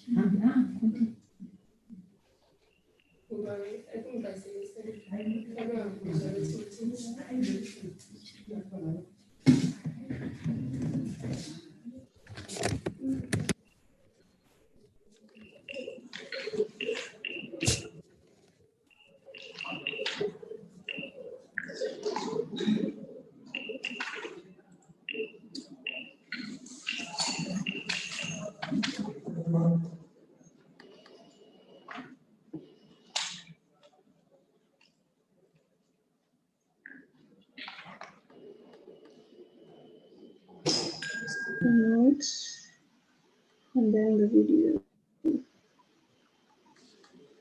All right.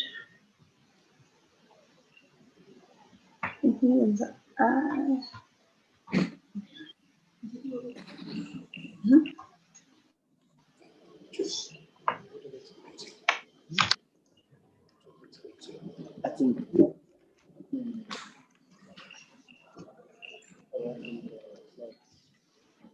Okay, so for that, I would like to restart my presentation, if that's okay with you.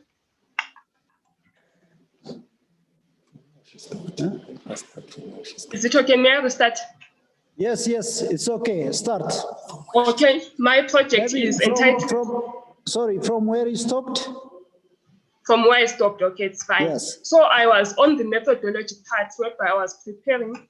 I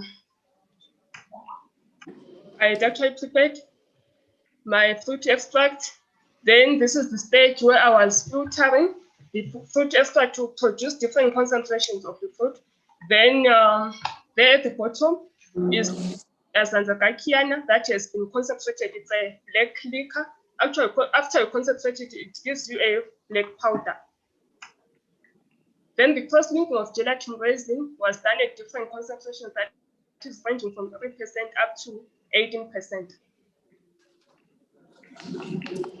Then these are the films and the resins that were produced. So the remaining work is to determine the thermostability of the gelatin resin and also to test the resin for its adhesion properties on shoe soles and also on shoe uppers. Characterization that has been done is highlighted in gray. Then what is remaining is highlighted in red. Then the results. The yield, the moisture content, and also the pH of the gelatin and the Azanzakakiana has been determined. A high yield of 8.4% yield of gelatin was obtained, showing that the yield gelatin has a potential for commercialization because of the high percentage. And also the moisture content, it was within the range of moisture content for gelatin, which ranges between 10 to 16%. And the pH, it was within the range of 3.5 to 6%. So based on the characteristics of the raw materials, I used that particular gelatin. Then for the Azanzakakiana, the highest percentage was obtained in the pulp of the fruit. The seed and the seed coat gave me the lower values, hence I used the pulp for the cross-linking. Then to determine the presence and also the quantity of the phenolic compounds in Azanzakakiana, a qualitative and a quantitative test was done. The chemical solubility test produced a positive test on phenolics, and then the quantitative test gave me a high TPC value, that is the total phenolic compound value of 24.92 milligrams garlic acid equivalent per gram, which is a high range of values, as the maximum range for other fruits on the market are around 37 milligrams garlic acid per gram. And then these are the physical properties of the cross-linked gelatin resin.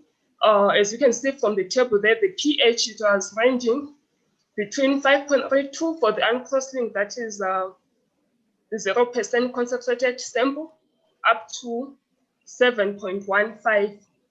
So what it shows is that the Azanzakakiana had no effect on the pH of the gelatin resin.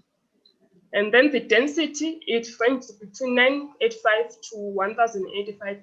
And also the viscosity, it increased with an increase in the concentration of Azanzakakiana. Then as for the water absorption properties,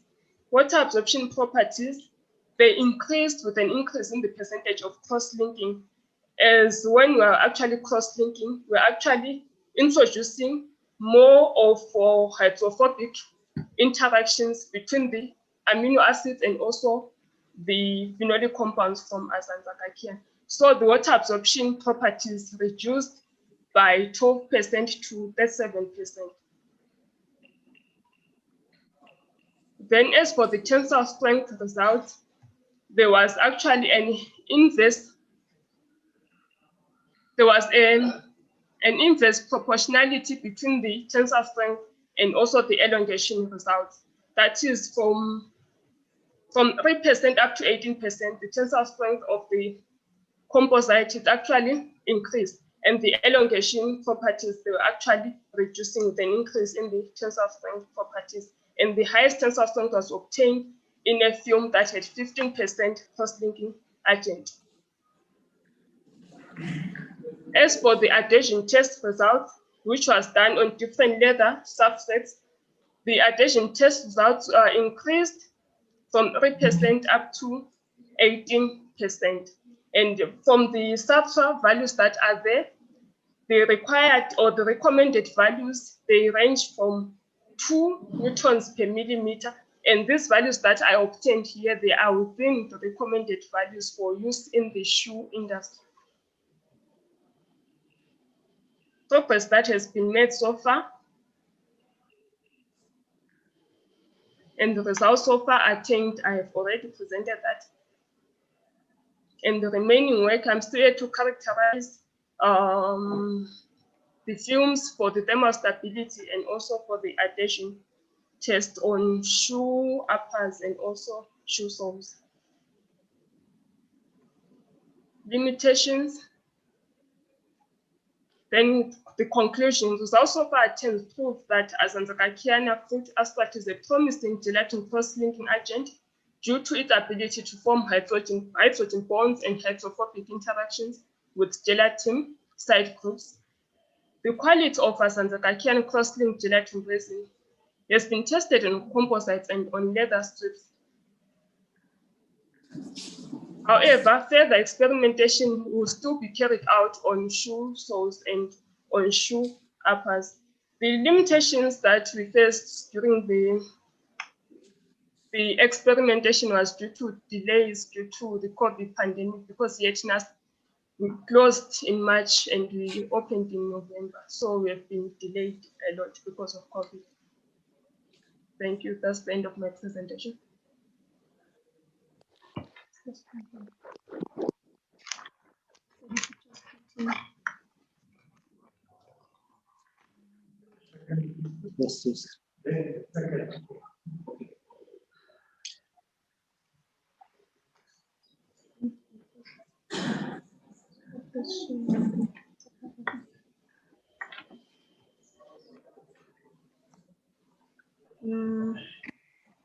Share screen.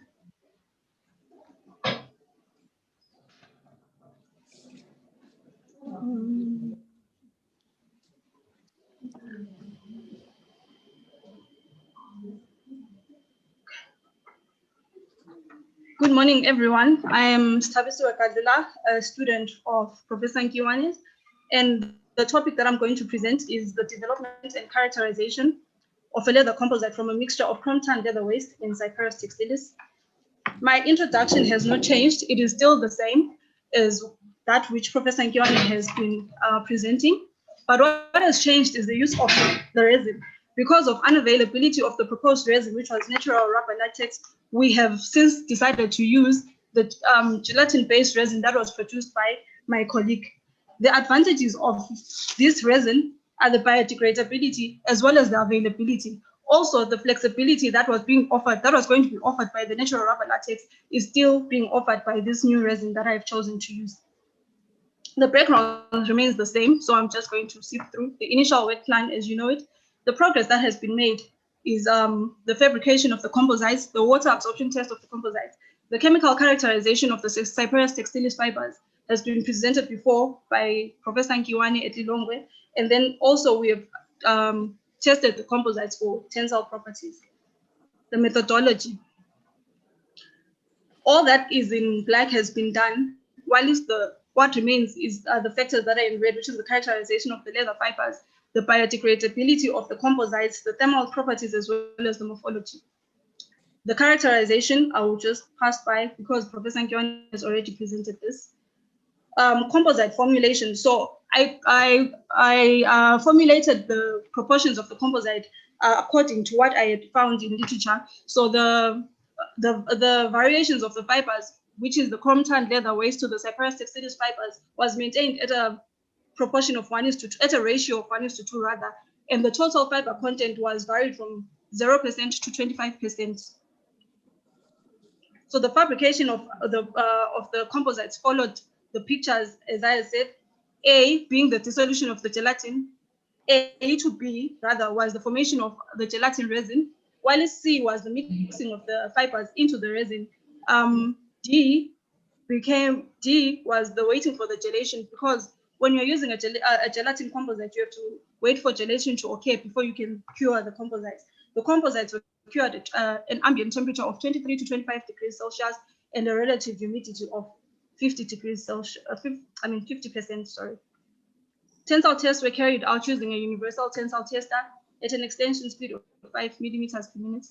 Water absorption tests were also done on the composites, following the process of cutting the samples into 2x2 pieces, drying them at 37 degrees Celsius for 24 hours, weighing them, immersing them in water for 24 hours, then reweighing them again after removal from the water. The results so far attained: chemical composition of the Cyperus textilis fibers. This was presented, as I mentioned before, but what I would like to mention is that the cellulose, the Cyperus textilis fibers have a chemical composition that is closer to straw fibers, but falls short from the conventional fibers that are normally used for reinforcement, which are your cotton, your sisal, and your jute. But it is a promising reinforcement for composite because the other straw fibers, like your wheat fibers or your straw rice fibers, have been used in composite reinforcement before, following a pretreatment, in this case of using sodium hydroxide. The thickness, as you can see, increased from the low fiber content to the high fiber content. This is because upon drying, there was an increase in the presence of dry solids, and this is in agreement with the literature. Tensile strength the tensile strength increased with fiber loading up to about 15%, but decreased on a further addition of the fibers. This is because this may be attributed to the strong interaction between the gelatin matrix and the fibers. But the fall can also be attributed to fiber aggregation and poor dispersion of fibers that you can see after 15%. The elongation at break had an inverse relationship with the tensile strength. This is normal according to literature when you reinforce a polymeric matrix with natural fibers.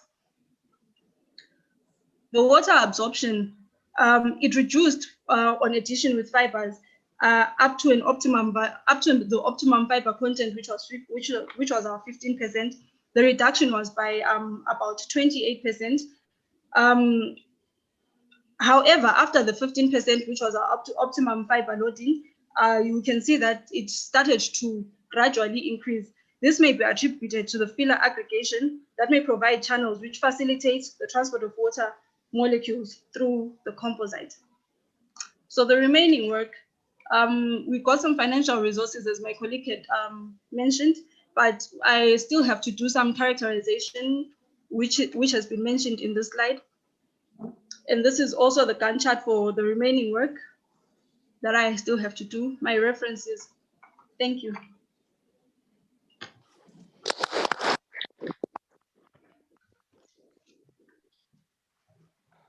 Is it okay?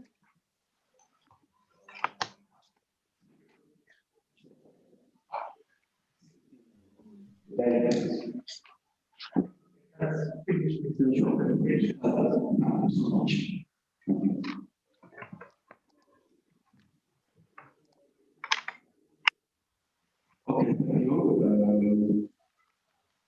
we will get to our next physical presentation. That's for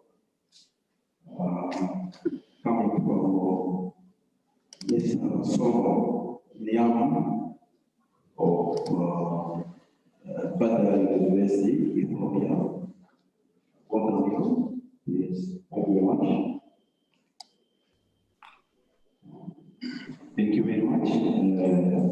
My name is Niama from Badal University. First, before starting my presentation, let me acknowledge some organizations. The first one is ALLPI, who facilitate who conduct this research and also the financial support also. So we thank this organization, the other ones, I think also other organizations, to facilitate the industrial permission and other with ED. So this organization I will acknowledge them. So title of design related challenge of Ethiopia related to the manufacturing industry and possible area of innovation. We are four members of the researcher. My name is Solomon, Consultative, Jordan Site, and Hawassa, Haile. Three of them we are in ethics. One of the members are from the industry experts. We are on the same levels. So, for the outline of the project, I present introduction, background, and research questions which contain the resulting conclusion of the studies.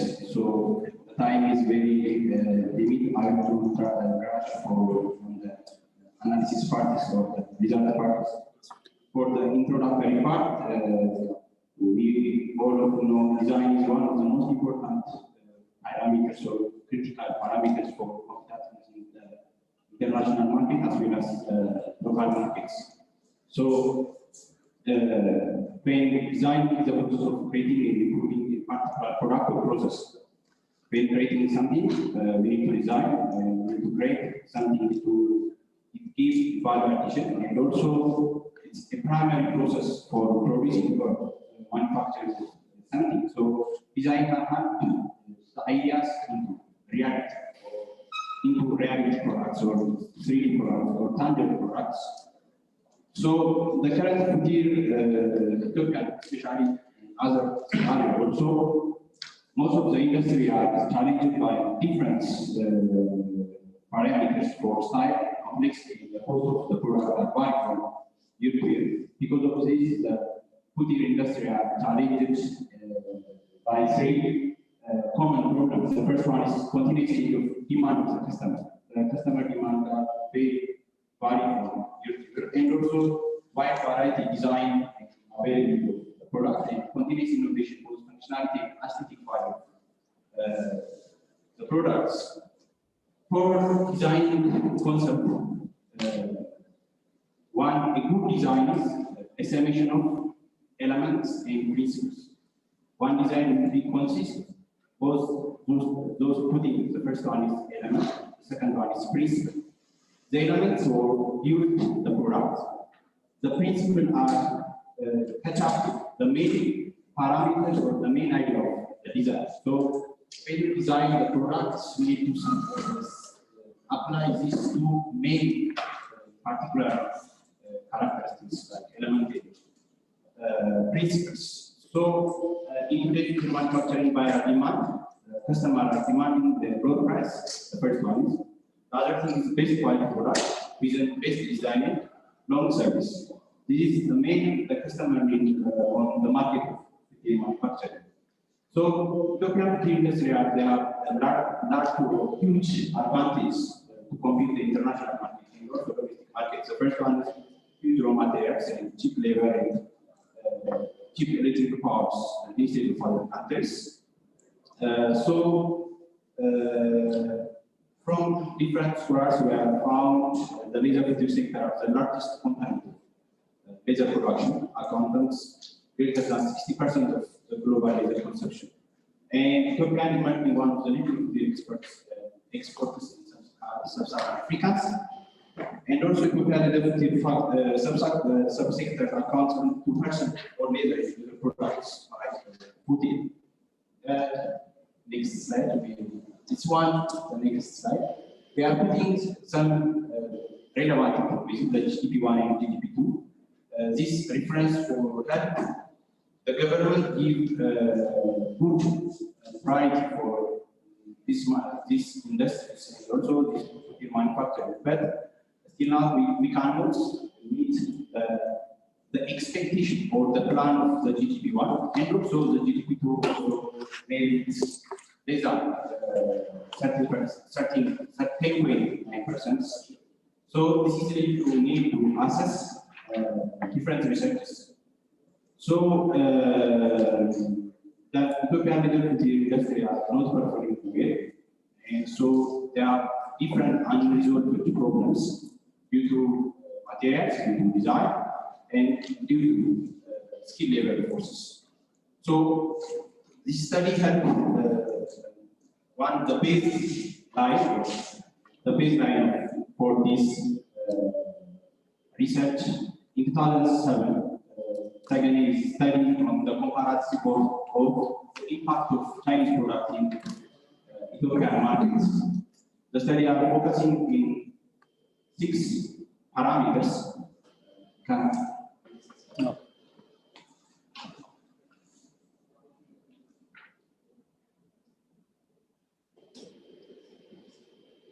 Yeah, this one. Second study in 2007. It's the baseline of this study. This computing or study the relationship between the Chinese product and the local product, especially Ethiopia.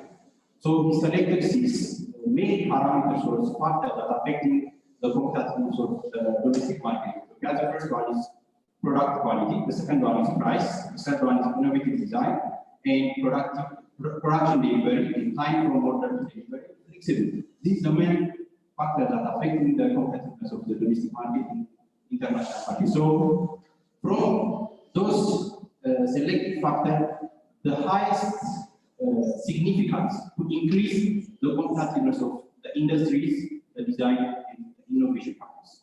They are scoring or responding 63% of the respondents show the need to focus or study on the design and challenge of Ethiopia industry. So this is the baseline to study these challenges in Ethiopia industries. So the primary objective is to identify and implement intervention methods. First, intensive review will be done and identify the cause of design challenge and identify possible implement appropriate methods. This is some methodology we are using. The research is exploratory research to define not clear problems, and conducting the purposive sampling method for selecting the industry, and also response of the customer. So the study followed 3 categories. The first one is preparing the criteria for customer. The second one is top management of the industry. The third one is for designers, because the designer is one of the backbone of the industry, also one of the most critical person on the organization. So the study conducted these 9 industries. The first one is Hawassa, Talk, Modern Turkey, Rafa, Ramsey, China, Ras Fashion, Atlantic UK, Expositor, International Cluster Cooperative. This industry was selected because they are large becoming industry nowadays in Ethiopia. So the study follows some methodologies. This is a methodology we are conducting the research and to finalize our this research. So let me start for the result discussion part. So for the first one, we are conducting the result users, because the customer is the main information we can get or we can fetch that what are the problems existing in the domestic markets. So the study conducts 384 customers, but because of COVID, we are not exceed 384, but nowadays we are conducting 84 responses. So from this, the percentage of in the percentage of gender distribution, age distribution, occupational distribution, most of our responses are males and females. Age distribution from most of 70% of age are response from 9 to 35 and 36 up to 45. This is the rate we are collecting the data from online customer responses. So from this, the general video preference of here. The first one is people they are designing product is the main factor for choosing or buying the product. We are asking them, the most 39% of the respondents show that they are concerning and they are focusing on buying a product design.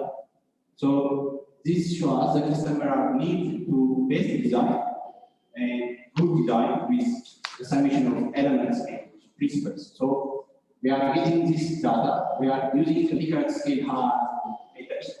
I think you are familiar with this Likert scale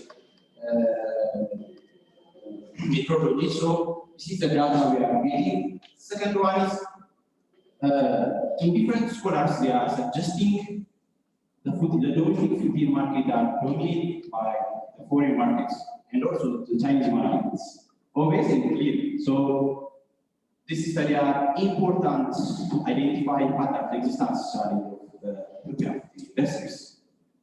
So, comparison of the domestic food product is important because this is the baseline for the researchers. Most of the respondents, 84 respondents, which original food does prefer, most of 53.6% are imported products, and we think the imported products are better in terms of design. Almost 85% of the response are the imported products in terms of design is better than the domestic market.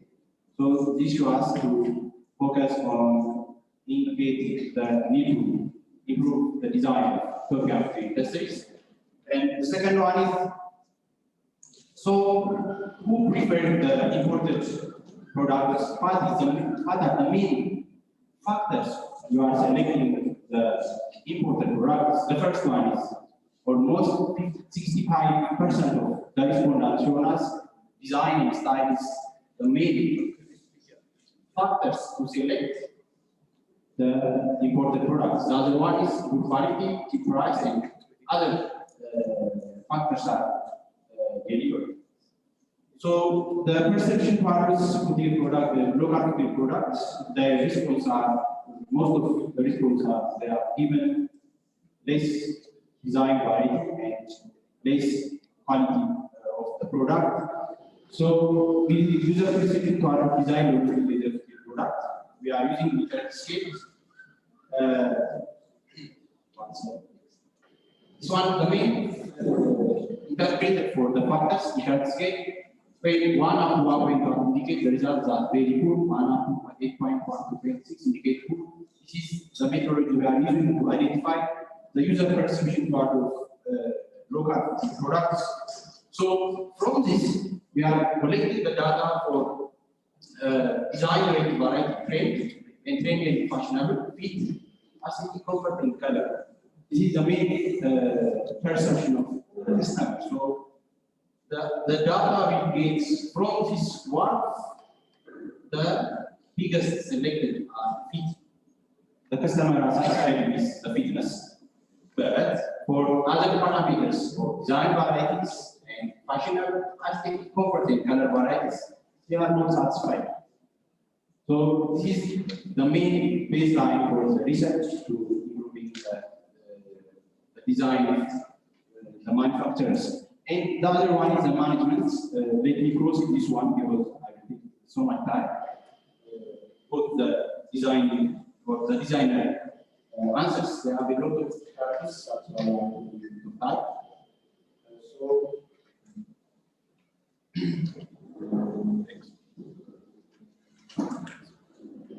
yeah, this one. One back.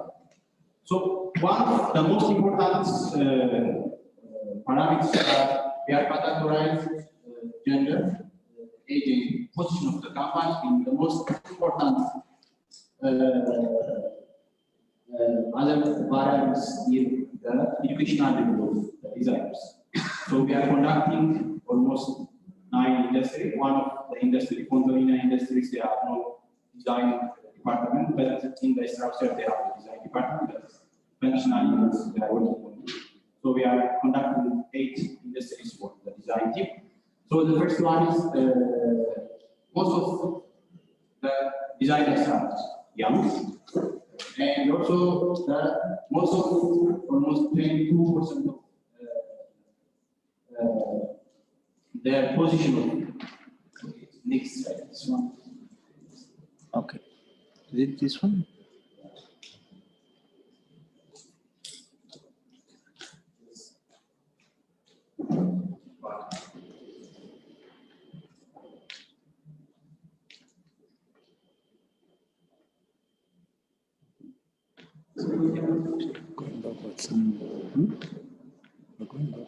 Okay, let me explain. So most of the designers are young. 70% of the designers are from 19 to 35 age, and the educational level of the designers are the most highest. Numbers are graduated from college, diploma. Next slide.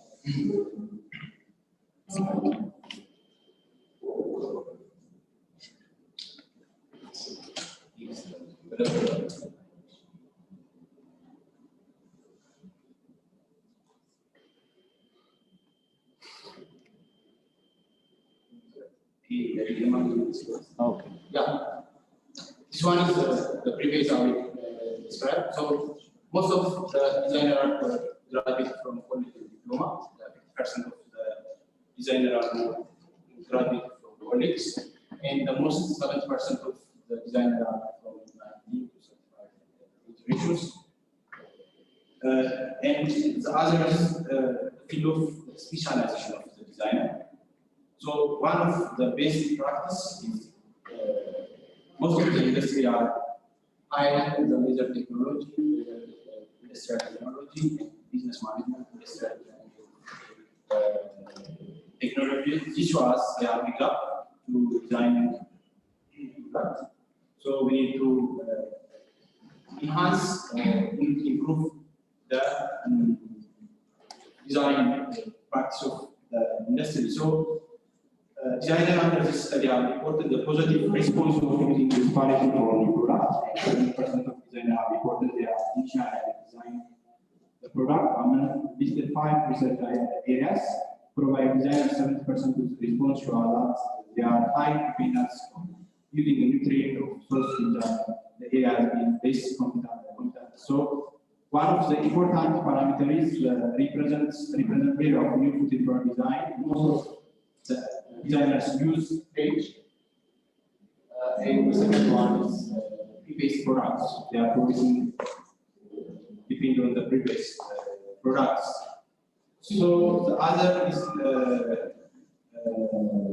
researcher and disparity for new product. On the design perspective, trend analysis in fashion research is the main component to producing a product.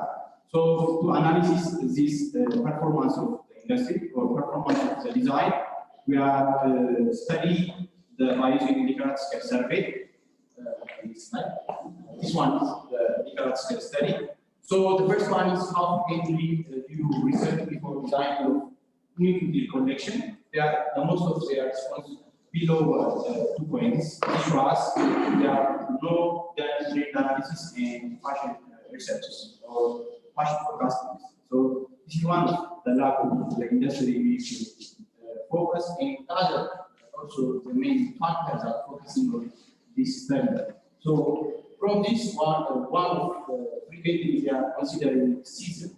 They are scoring 8.7, frequently they are product producing by using the previous products.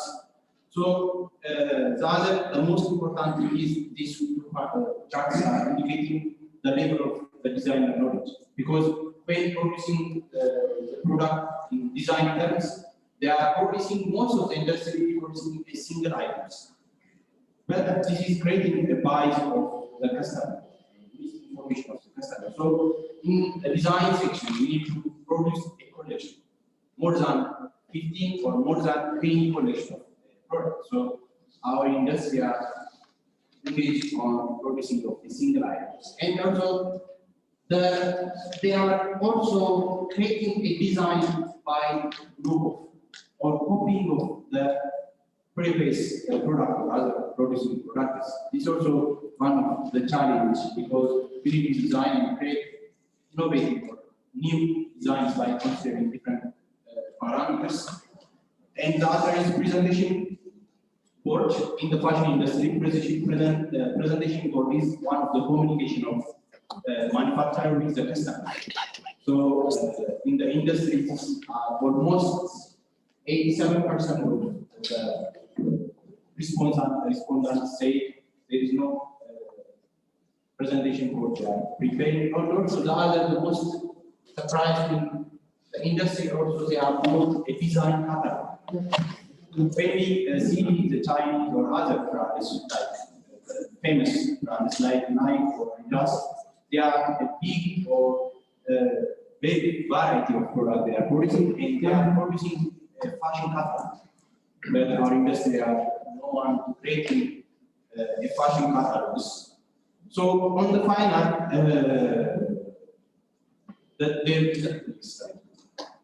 the designers they increase or they enhancing their design skills by using different methods. We are questioning or asking them. The first one, they are using the internet. Almost 80% of the respondents are using internet, and most of the designers using magazines and other academic journals. This indicates they need to train for enhancing the capacity of designing. And also from these respondents, on the last slide. So what are the requirements? What are the needs for the training? So most of the respondents say they need trade analysis and fashion forecasting training, and researching the development of new products, software-based design, manual design. So from this, the study will select 3 training manuals to design and giving a training from there by 3 because of the third one is software-based design or by primary visiting of the industry. Also, the industry they are not using AutoCAD and also masters designs. So giving a training from this area is like a loss of time. So we need to focus on the 3 categories: the trend analysis, research and development of the product, and manual design. We are conducted after the progress presentation. So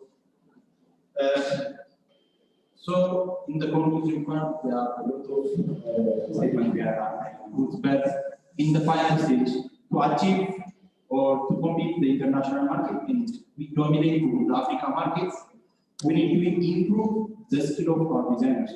This is the mandatory or the primary target of different stakeholders, because the design team is the most important or the backbone of the industry, because they're creating innovative design, they are creating training products, they are creating different collection of products. This we can compete, and also we can dominate other African countries, other European countries. So we are to compete for this. We are giving a training for them for the industry areas. So most of the conclusion reflecting on them. So further we are lifting this work after this progress presentation, finalize the customer response. And prefer the previous one because of COVID-19. We cannot address 384 customers nowadays. We are conducting with the customers, so to come up with by using different software we can connect. The second one is finalize the design process and preparing short-term training for trend analysis, for forecasting, research and product development, and manual design training. And the final is already we are preparing the specification for design studio. We are preparing design studio in AITX or other agencies. This is our final output or target. After this, this is customer response status on the Excel, but we can finalize on the last person. So in next slide. In the last, this is my first video. I like to say videos because it's a big design concept of the Apple industry. He says it's really hard to design a product by a focusing group. So a lot of times people do not know what they need to show them. When you show them, when designing the production of a product, they need to collect or they need to catch something. Without showing them, how to achieve the customer perception and the customer needs. So this is our intention or our perspective view. I used some reference.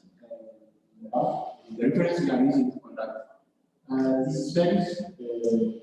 So thank you very much.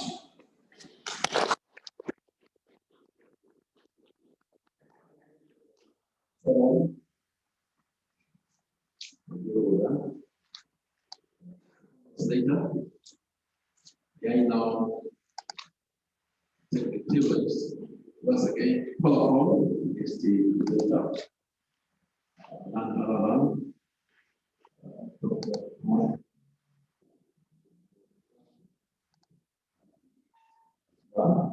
Thank you. Take the call. Thank you.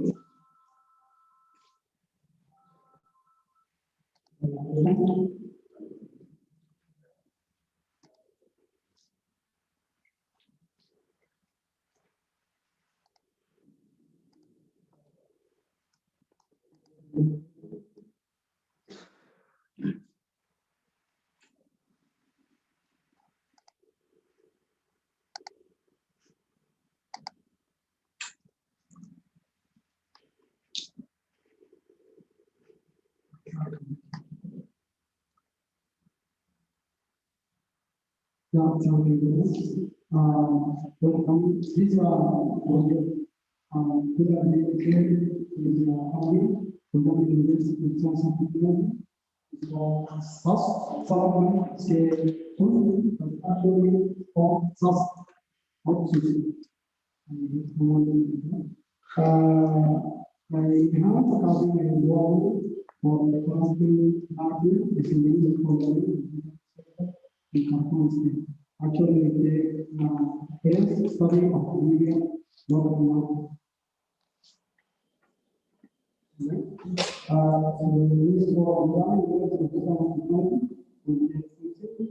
this has another industry engineering department. Actually, we have two universities have some teaching industry. But actually, only department of engineering is Sudan University. Also, we have technical incubator for industry, Sudan. Therefore, try to do this research collaboration. Actually, can we go for some talk about university? First, in numbers, we have 9 campus and 5 college, and this is only the distribution in this campus. 6 centers, 5 incubators, established in the university is a letter of money, but Sudan, all Sudan, first incubator is a letter of money. Division 6, library to 28. We have a program for BC 160, for diploma 60. Actually, we have a goal for professors in my university 101, associate professor 210, assistant professor 443, lecturer 441. Teaching assistants 129. For students, actually we have more than 67,000 students in the university. Actually, go for background for actually that is before last war. But we talk now about actually data located in ministry. That is also we say this for life story Sudan for alcohol items, also raw material items. This data is not from power, but actually the data, this data shared from this Ministry of Livestock. say for I still 6 million, for kids still maybe 2 million, for girls maybe 8 million production. This is 27 panels or capacity. Yeah, this capacity for the panels, 15 million for streets and 2 million for high. For street payment, maybe 3 million high and 3 million streets. Capacity of 2 million we have one government release. Yeah, one factory for 2 million, maybe 3,000, and one for 1,250 for 17 million workshop.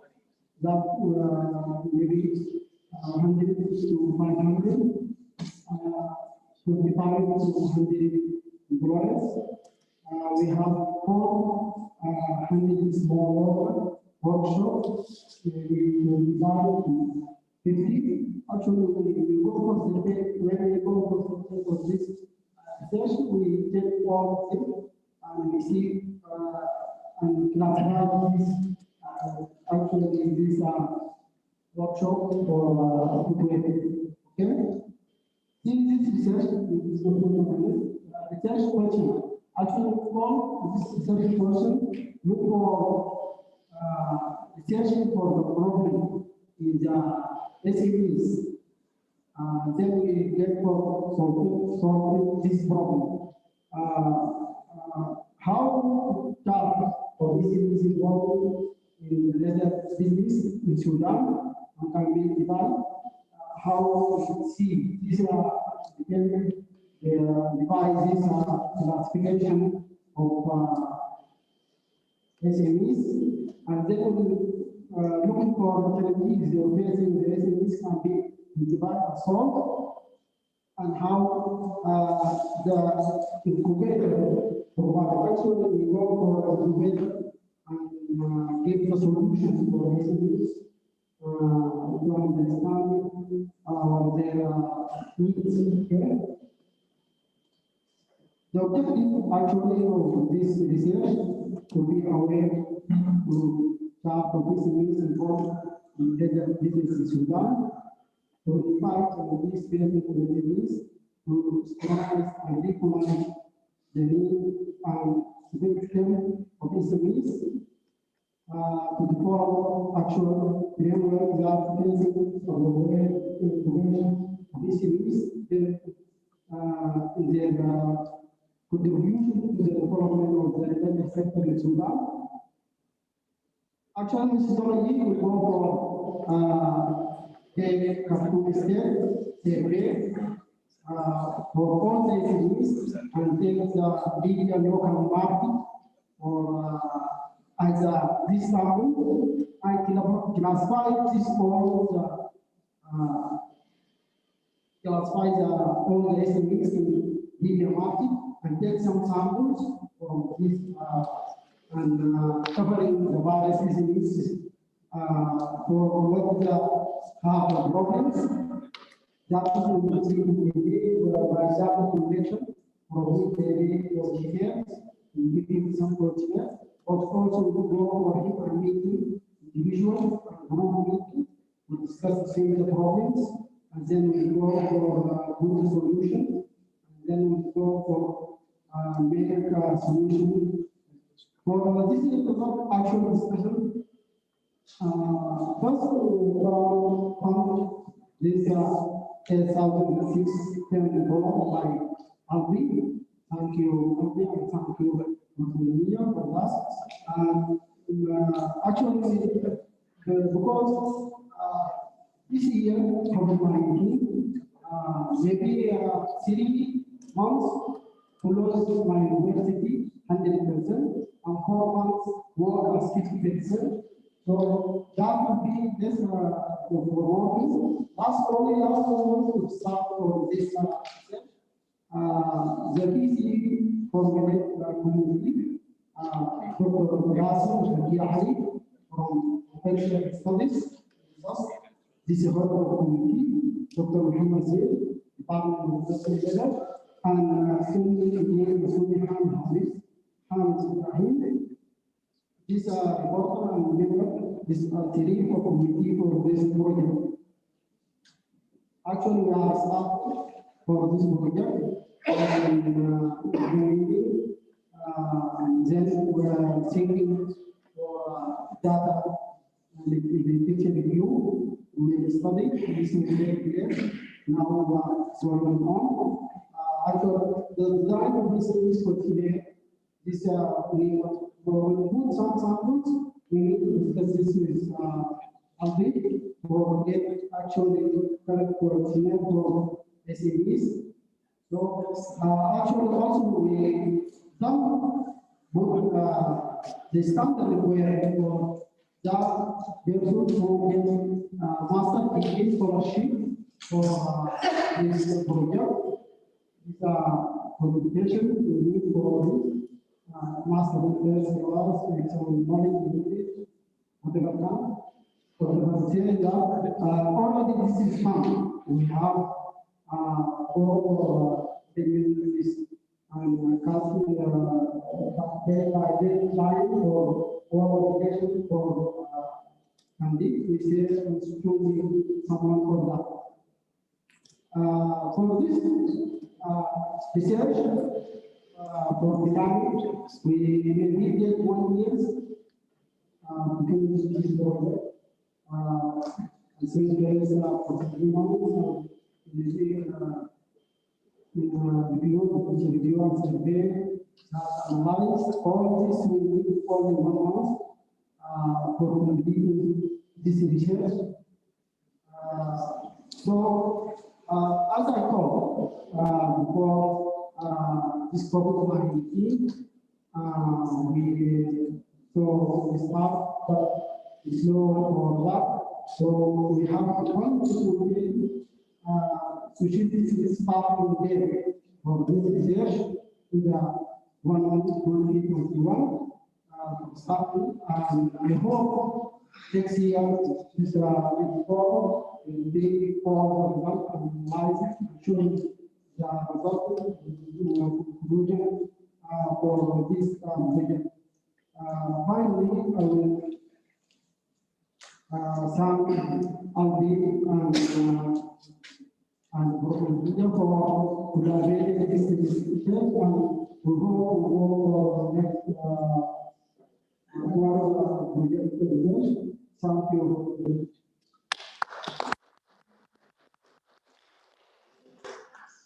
So much. Thank you for that. So far, 3 presentations have been effectively done. We will now be ready to explore this other ones for contributions. Let us start with academia. We're here. We can start with the comments on the professor what I'm not sure whether that would be the right way to do. I'm sure you were jotting down. She was doing the visual presentation. You could make some comments. She will not be seeing us now. You can make some comments unless if you were able to hear. Switch on to bring up. Are we able? I'm sure that they are live so they can hear the comments. Oh, okay, thank you. Thank you very much. You cannot see us. But they can see us. But we are able to see them. But okay, thank you. Thank you very much. So now, the floor is open to, we will start with the, do we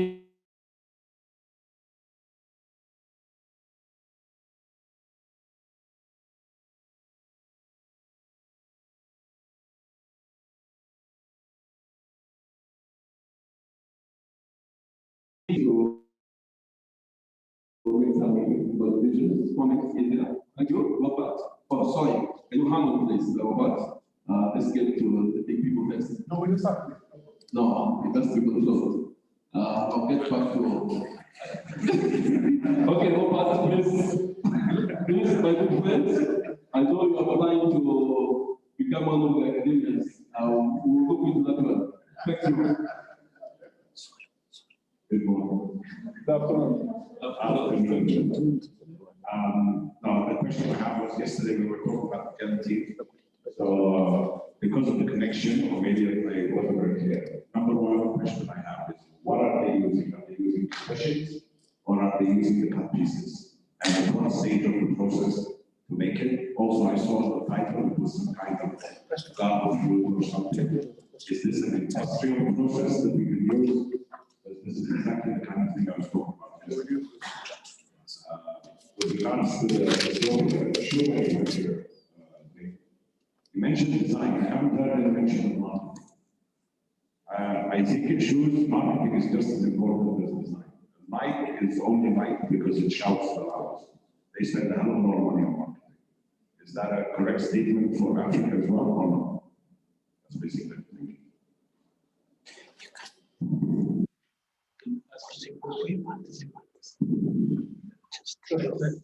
I would like also to know about this gelatin.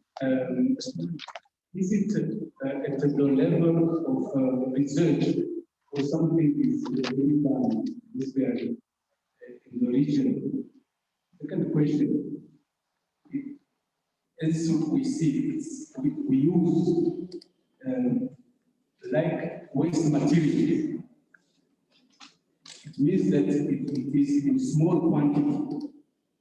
The gelatin that comes out from this process, I guess that it's a small quantity. What do you do with this gelatin? Can you use locally or export it in this small quantity? That is something part of the video of our request for our chairperson to make some comments on that. Sure. It is. Oh, yeah.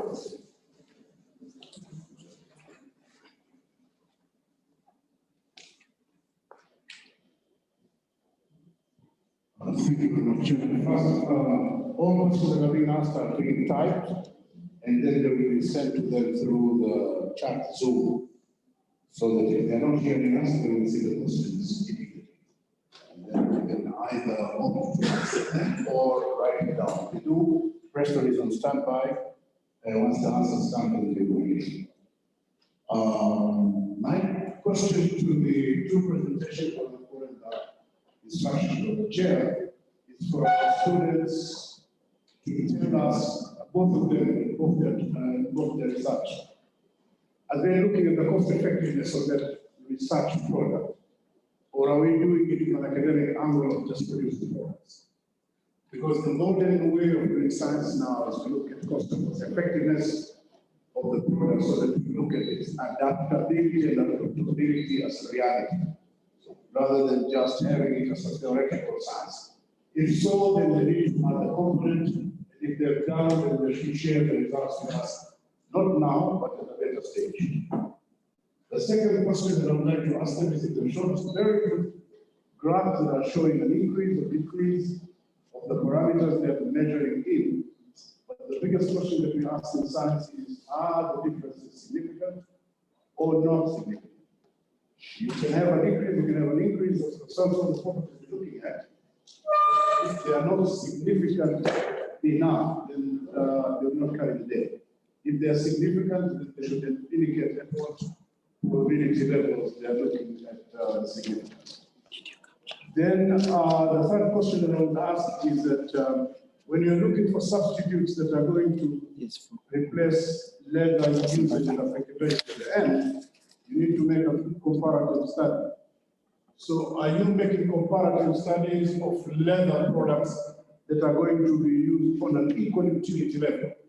What do I mean? For instance, if you're looking at a substitute of using recycled material to make upholstery, covers of seats in a vehicle. What are the other seats of the vehicle in leather given the specifications? How far are we from the ID specifics? These are some of the things that would make our products very interesting. And I'm asking this not to challenge, but to prepare for the ICS 2021, where we want our African universities to have papers that can be represented at that level. Thank you very much. Chairman, if you allow me, with a question from Jonathan, I could just answer a little bit about it. We have a lot of gelatin on the estate. The only problem, I mean, we have a lot of gelatin sources in Africa because 30% of our supply chain of our hides and steels go to waste. And most of them are either left in the pastoral areas for termites to break them down until the smallest pieces vanish in the surface of the earth, or they are left with the dogs and they are still at the palatable stage. So if we can then recycle that, it will be good. The only problem, as Robert said yesterday, is that the technology currently in use does not relay back the value to the producer of gelatin. So this is something that we also, I think, is a challenge for our academia to start looking at how then can we optimize and maximize it.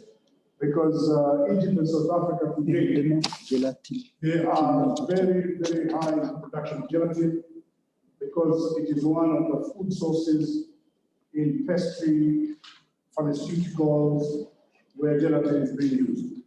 So the sources are there. The problem is the cost effectiveness of our production in our country. So the question that academia and ALLPI can start looking at, because we were in the forefront of introducing gelatin production in Africa chair, is to work very closely with academia and see if we can start interrogating the protocols we've been using in the production of gelatin. Why are they not cost effective and why is it expensive to produce yet? South America, Egypt, and South Africa are getting most of the gelatin resources as raw material from the very same continent. So this is what I can tell about this, but it's technology that we have to Thank you. Thank you so much. We'll go to the next thing. What's this?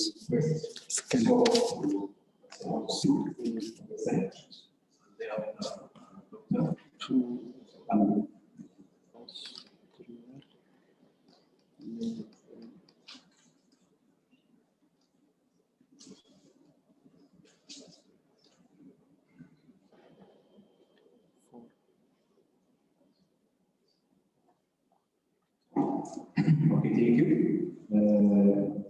I think I have one question for what the marketing possibility of the including this study. So initially we are focusing on categorizing or identifying what are the challenges that something either for the industry to the market as well as the international market. So maybe marketing is one of the factors that apply the competitiveness into the international market, the domestic market, but our so far are focusing on the challenge of design. So we are studying on the design parameters and how to enhance or increasing their skill, how to skill theoretical knowledge of the design, including or working.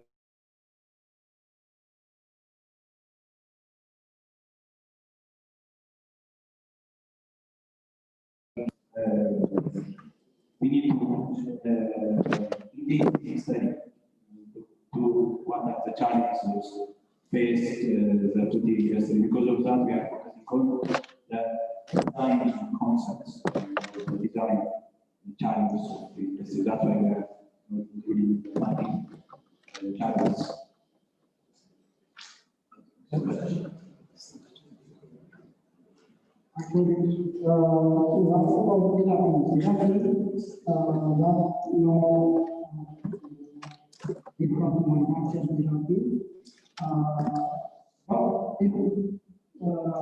we get a market for selling this inactivity, we can manufacture this. So if you have manufacturing inactivity for PC, so you use it for movement. Also in Sudan, you can manufacture inactivity.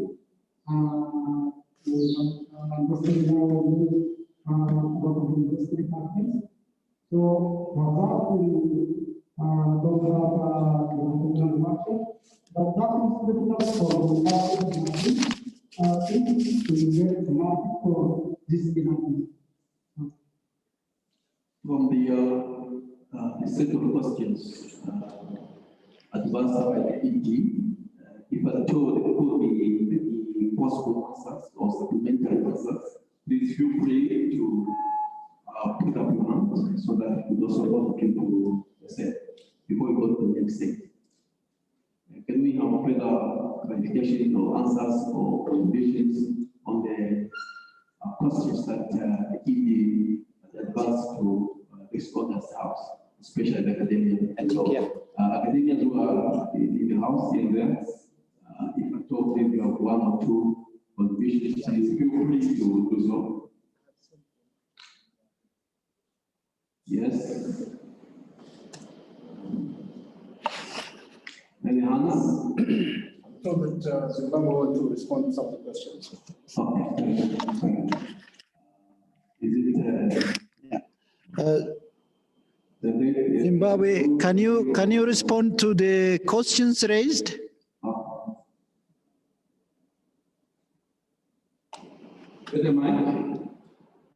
Yeah.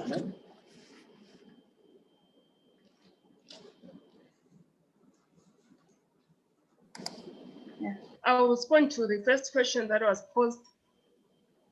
The tile waste that was used in this research was bovine hide, leather trimmings, and also the fleshings. Because this type of waste contains less contaminants, so it was actually easier to recycle it at a lower cost. Then for the second question, yes, this research is scalable to industrial level, considering that the raw materials are readily available. In Africa, we've got a large amount of Azanza plants, and also the current production for the leather industry. The amount of waste that is produced is about 28 tons of leather waste, in which 40% of this waste is untanned leather waste. So from that 40%, and with the yield that we obtained of 8.4%, which means we can get something like 940.8 kgs of gelatin. So with that regard, and considering the price of gelatin on the market is $20 per kg. So if we're spending like 940 kgs at $20, I can get something like $18,000 per month. And per year, that would be something like $225,000. So yes, this research is very much cost effective, especially for Africa. Thank you very much. Dr. Is there any contributions from any and all the distinguished members of the House? Yes, Juman, please secure yourself something.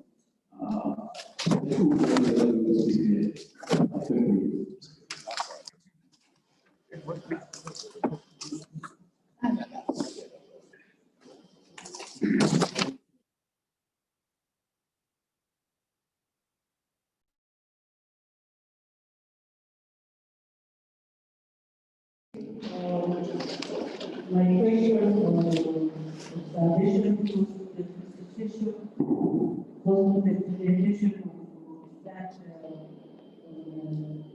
manufacturing of food leather goods, whereby that incorporates comparative analysis in terms of short-term training in final or product research based. And constantly in academias, we help to evaluate the gap between short-term training and final product research based on the timeline of the training and the performance towards the innovation, creativity, and result based. Thank you.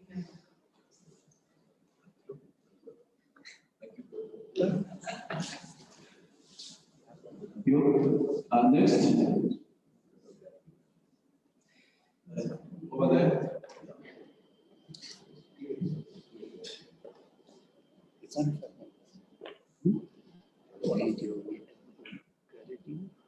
No. Yes.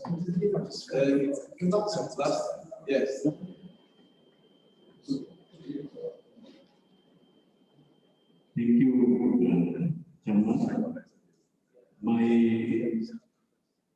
I have a question comment because now even myself 1, 2, 3, 4, 5, but to raise some questions and comments.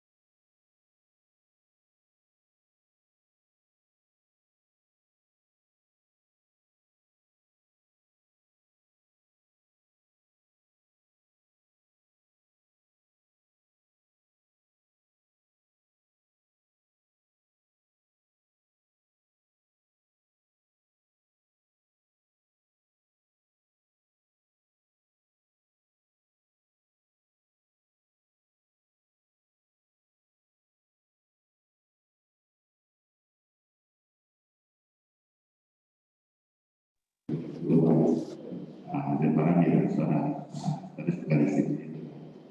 I think I missed from your results which parameter or variable handling in the when you're looking at the design really was very significant in terms of enhancing performance. I've seen that is a good standard which is really incorporated in our process, competitive process, assess the obedience of the exporters.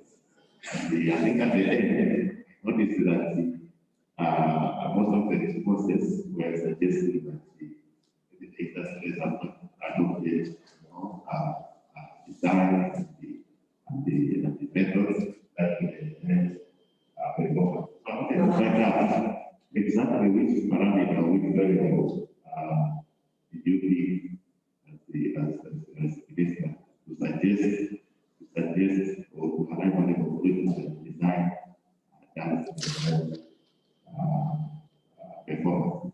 And secondly, I know that we also have maybe controversial which we can learn from, which might have been significant also, apart from what you are focusing on design, which maybe for police appearances we can also say much as the standard of design, but we can also have parameters which prove to be significant and the zoo you can just perform of the thing.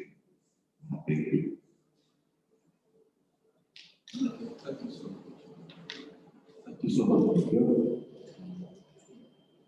Maybe before we go next year. Okay, Robert, thank you. Can I just make a comment? I can see people saying design turnaround. I was actually in China last year. I saw their R&D in one of the big shoe factories there. They're using 3D printing. They turn down the designs in less than 3 to 4 hours. So they make their designs. That is how they're able to do so many designs. They will make their design, they will 3D print it, and they will test it and tear it apart.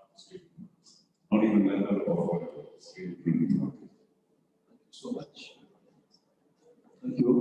Thank you so much. Okay.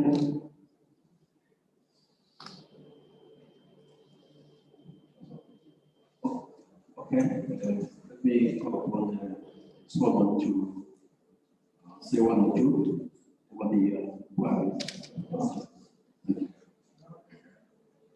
Okay, thank you very much. I appreciate patronizing different projects. I'm happy for that because it's important comments and also area of intervention of the design. So, first of all, the company goals, they are most of the time, they are also challenged during collect the data from the industries. Most of the industry are not voluntary to give relevant data, and also sometimes they are giving invalid data. We are cross-checking the invalid data by using multiple questionnaires for both the designer and the management teams. So one of the challenges we are facing is the understanding of the design of the design in the industry, because when we see the structure of the industry, on the structure there are areas research and development, but in the ground, in the functional level, they are not practiced, because one industry they need to research and development department because they study trend analysis, they study financial forecasting, they study different research, but they are putting on the structure that they are not functional. So that's the main challenge for studying this area. So the question is what types of footage are collected as the data from the customer, because as we know or not, as there are different types of products, like functional products, aesthetic products, sport products, and different like retail products. So we are focusing on the casual products. casual products. Means most of the people they are purchasing from different shops or they are using for their day-to-day lives. Because we are in the first stage, we are focusing on collecting the data from the customers, those who buy local products from different shops like Hawassa, around Haile, in different areas. So that was we kind of get those questionnaires from the shops because the footprint of the customer is very important for the marketing strategy and also identifying the customer demographic area. Because first we are planning to collect the data from different shops. They are coming to buy a product, data based on the experience, but because of different parameters, we are shifting.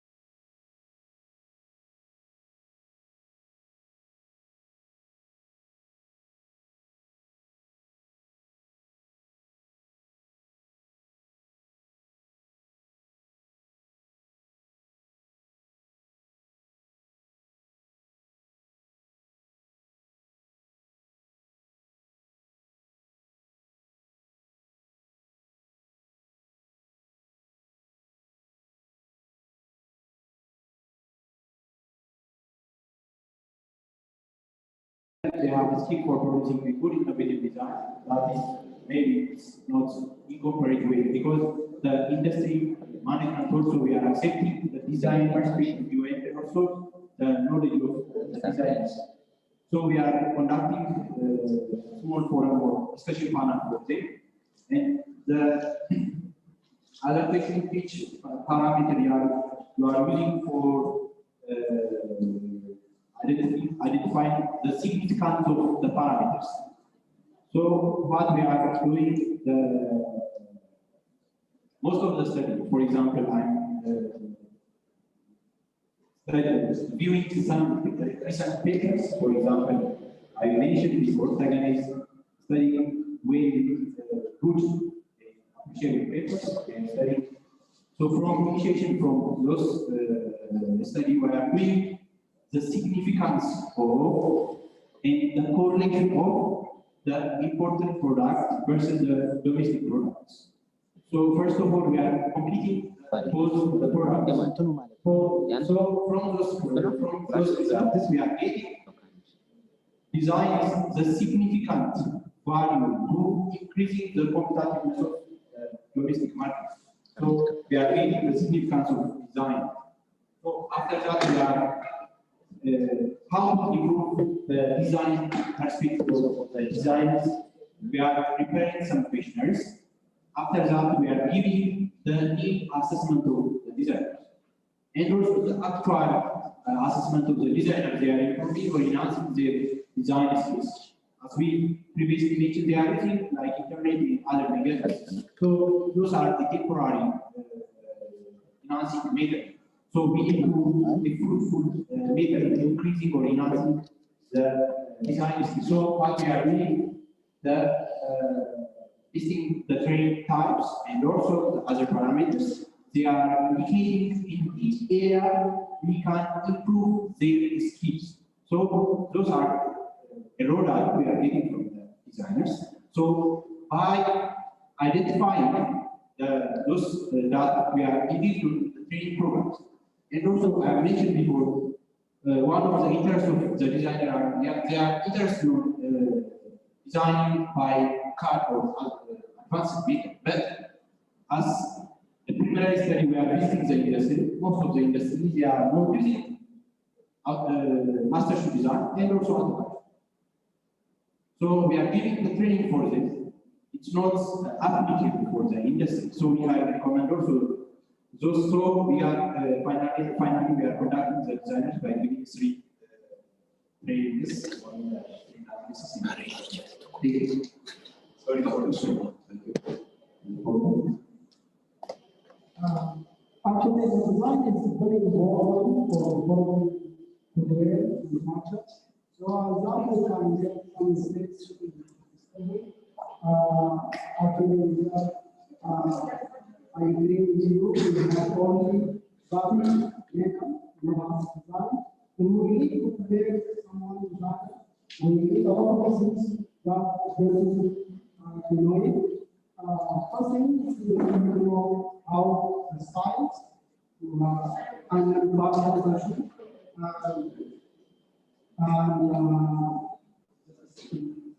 and then we need to know the materials for manufacturing food. We need to know a lot of things for redesign.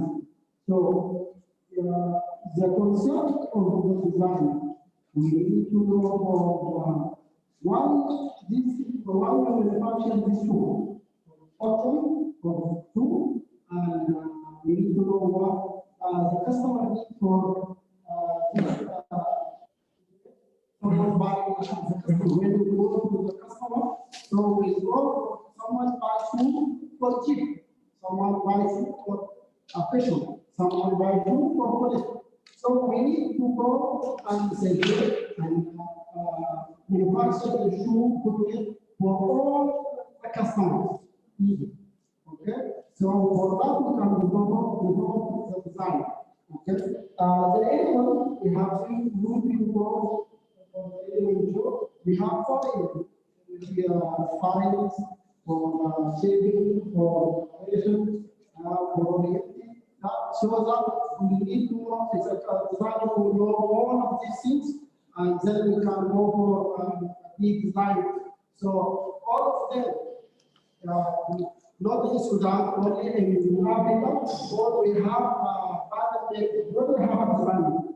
So if you go for someone be designers, so that would be needed.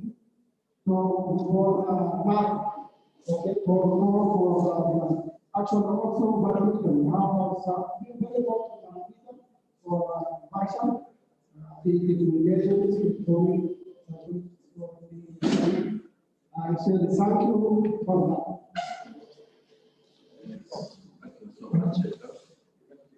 that. You want to throw in a piece of election? Okay. I know you want the time comes there, but let me give the fourth chair. Hello.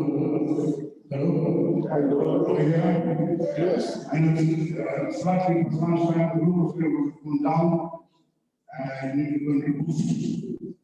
I think the next activity is nothing else, Mr. Chairman, except boosting mobility. And we give them a small rest. Now it's, wow, yeah, it's really good. So I think, Mr. McConnell, if we meet at 2:30, is that okay? Yeah, because I know Robert would like to go around. That's the stretch of it. So first and foremost, I just want to say, we thank ourselves a huge to ourselves. And then at the same time, we give a huge round of the chairman and his team.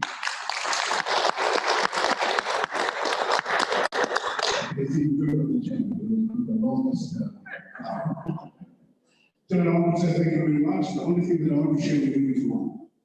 What you've had today from morning up to now is an effort by ALLPI engaging with academia to start solving SME problems amongst ourselves. Many years back, we used to go to Italy and look for experts and Belgium, India and look for experts to come and solve our problem. But now they are actually responding to what we identified with them. In all the research, they engage with us, they develop the research proposal, engage with us, and we identify the problem areas together. So they are now supposed to come up with data that they can support an argument for us to be better. So these are purely on-ground problems that we are looking for, on-ground solutions. So this is what you have been subjected to this morning. For the presenters who come from the academia, please, when you start responding to us, this is the way to do it. But as you do it, please don't bring us theories now. to give us solutions to the problems we identify together. Because I can see you develop tactics of trying to go into the field. The field is not sense.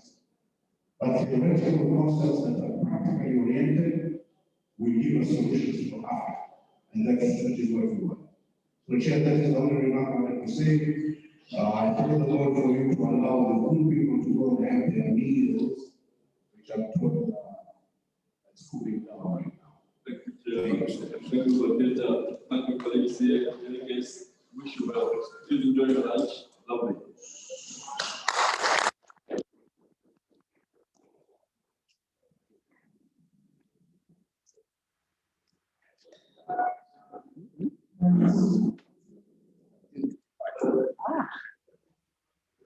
So I can tell you into the next bit.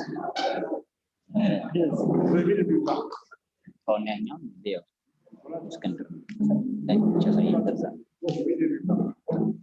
Okay. Sir. Anak kuartal nama, kuartal tadi. Dan azab pasal.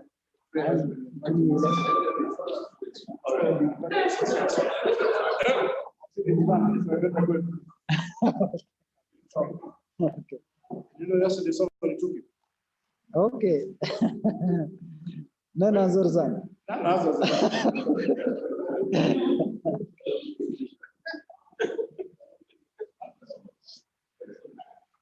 you. Thank you.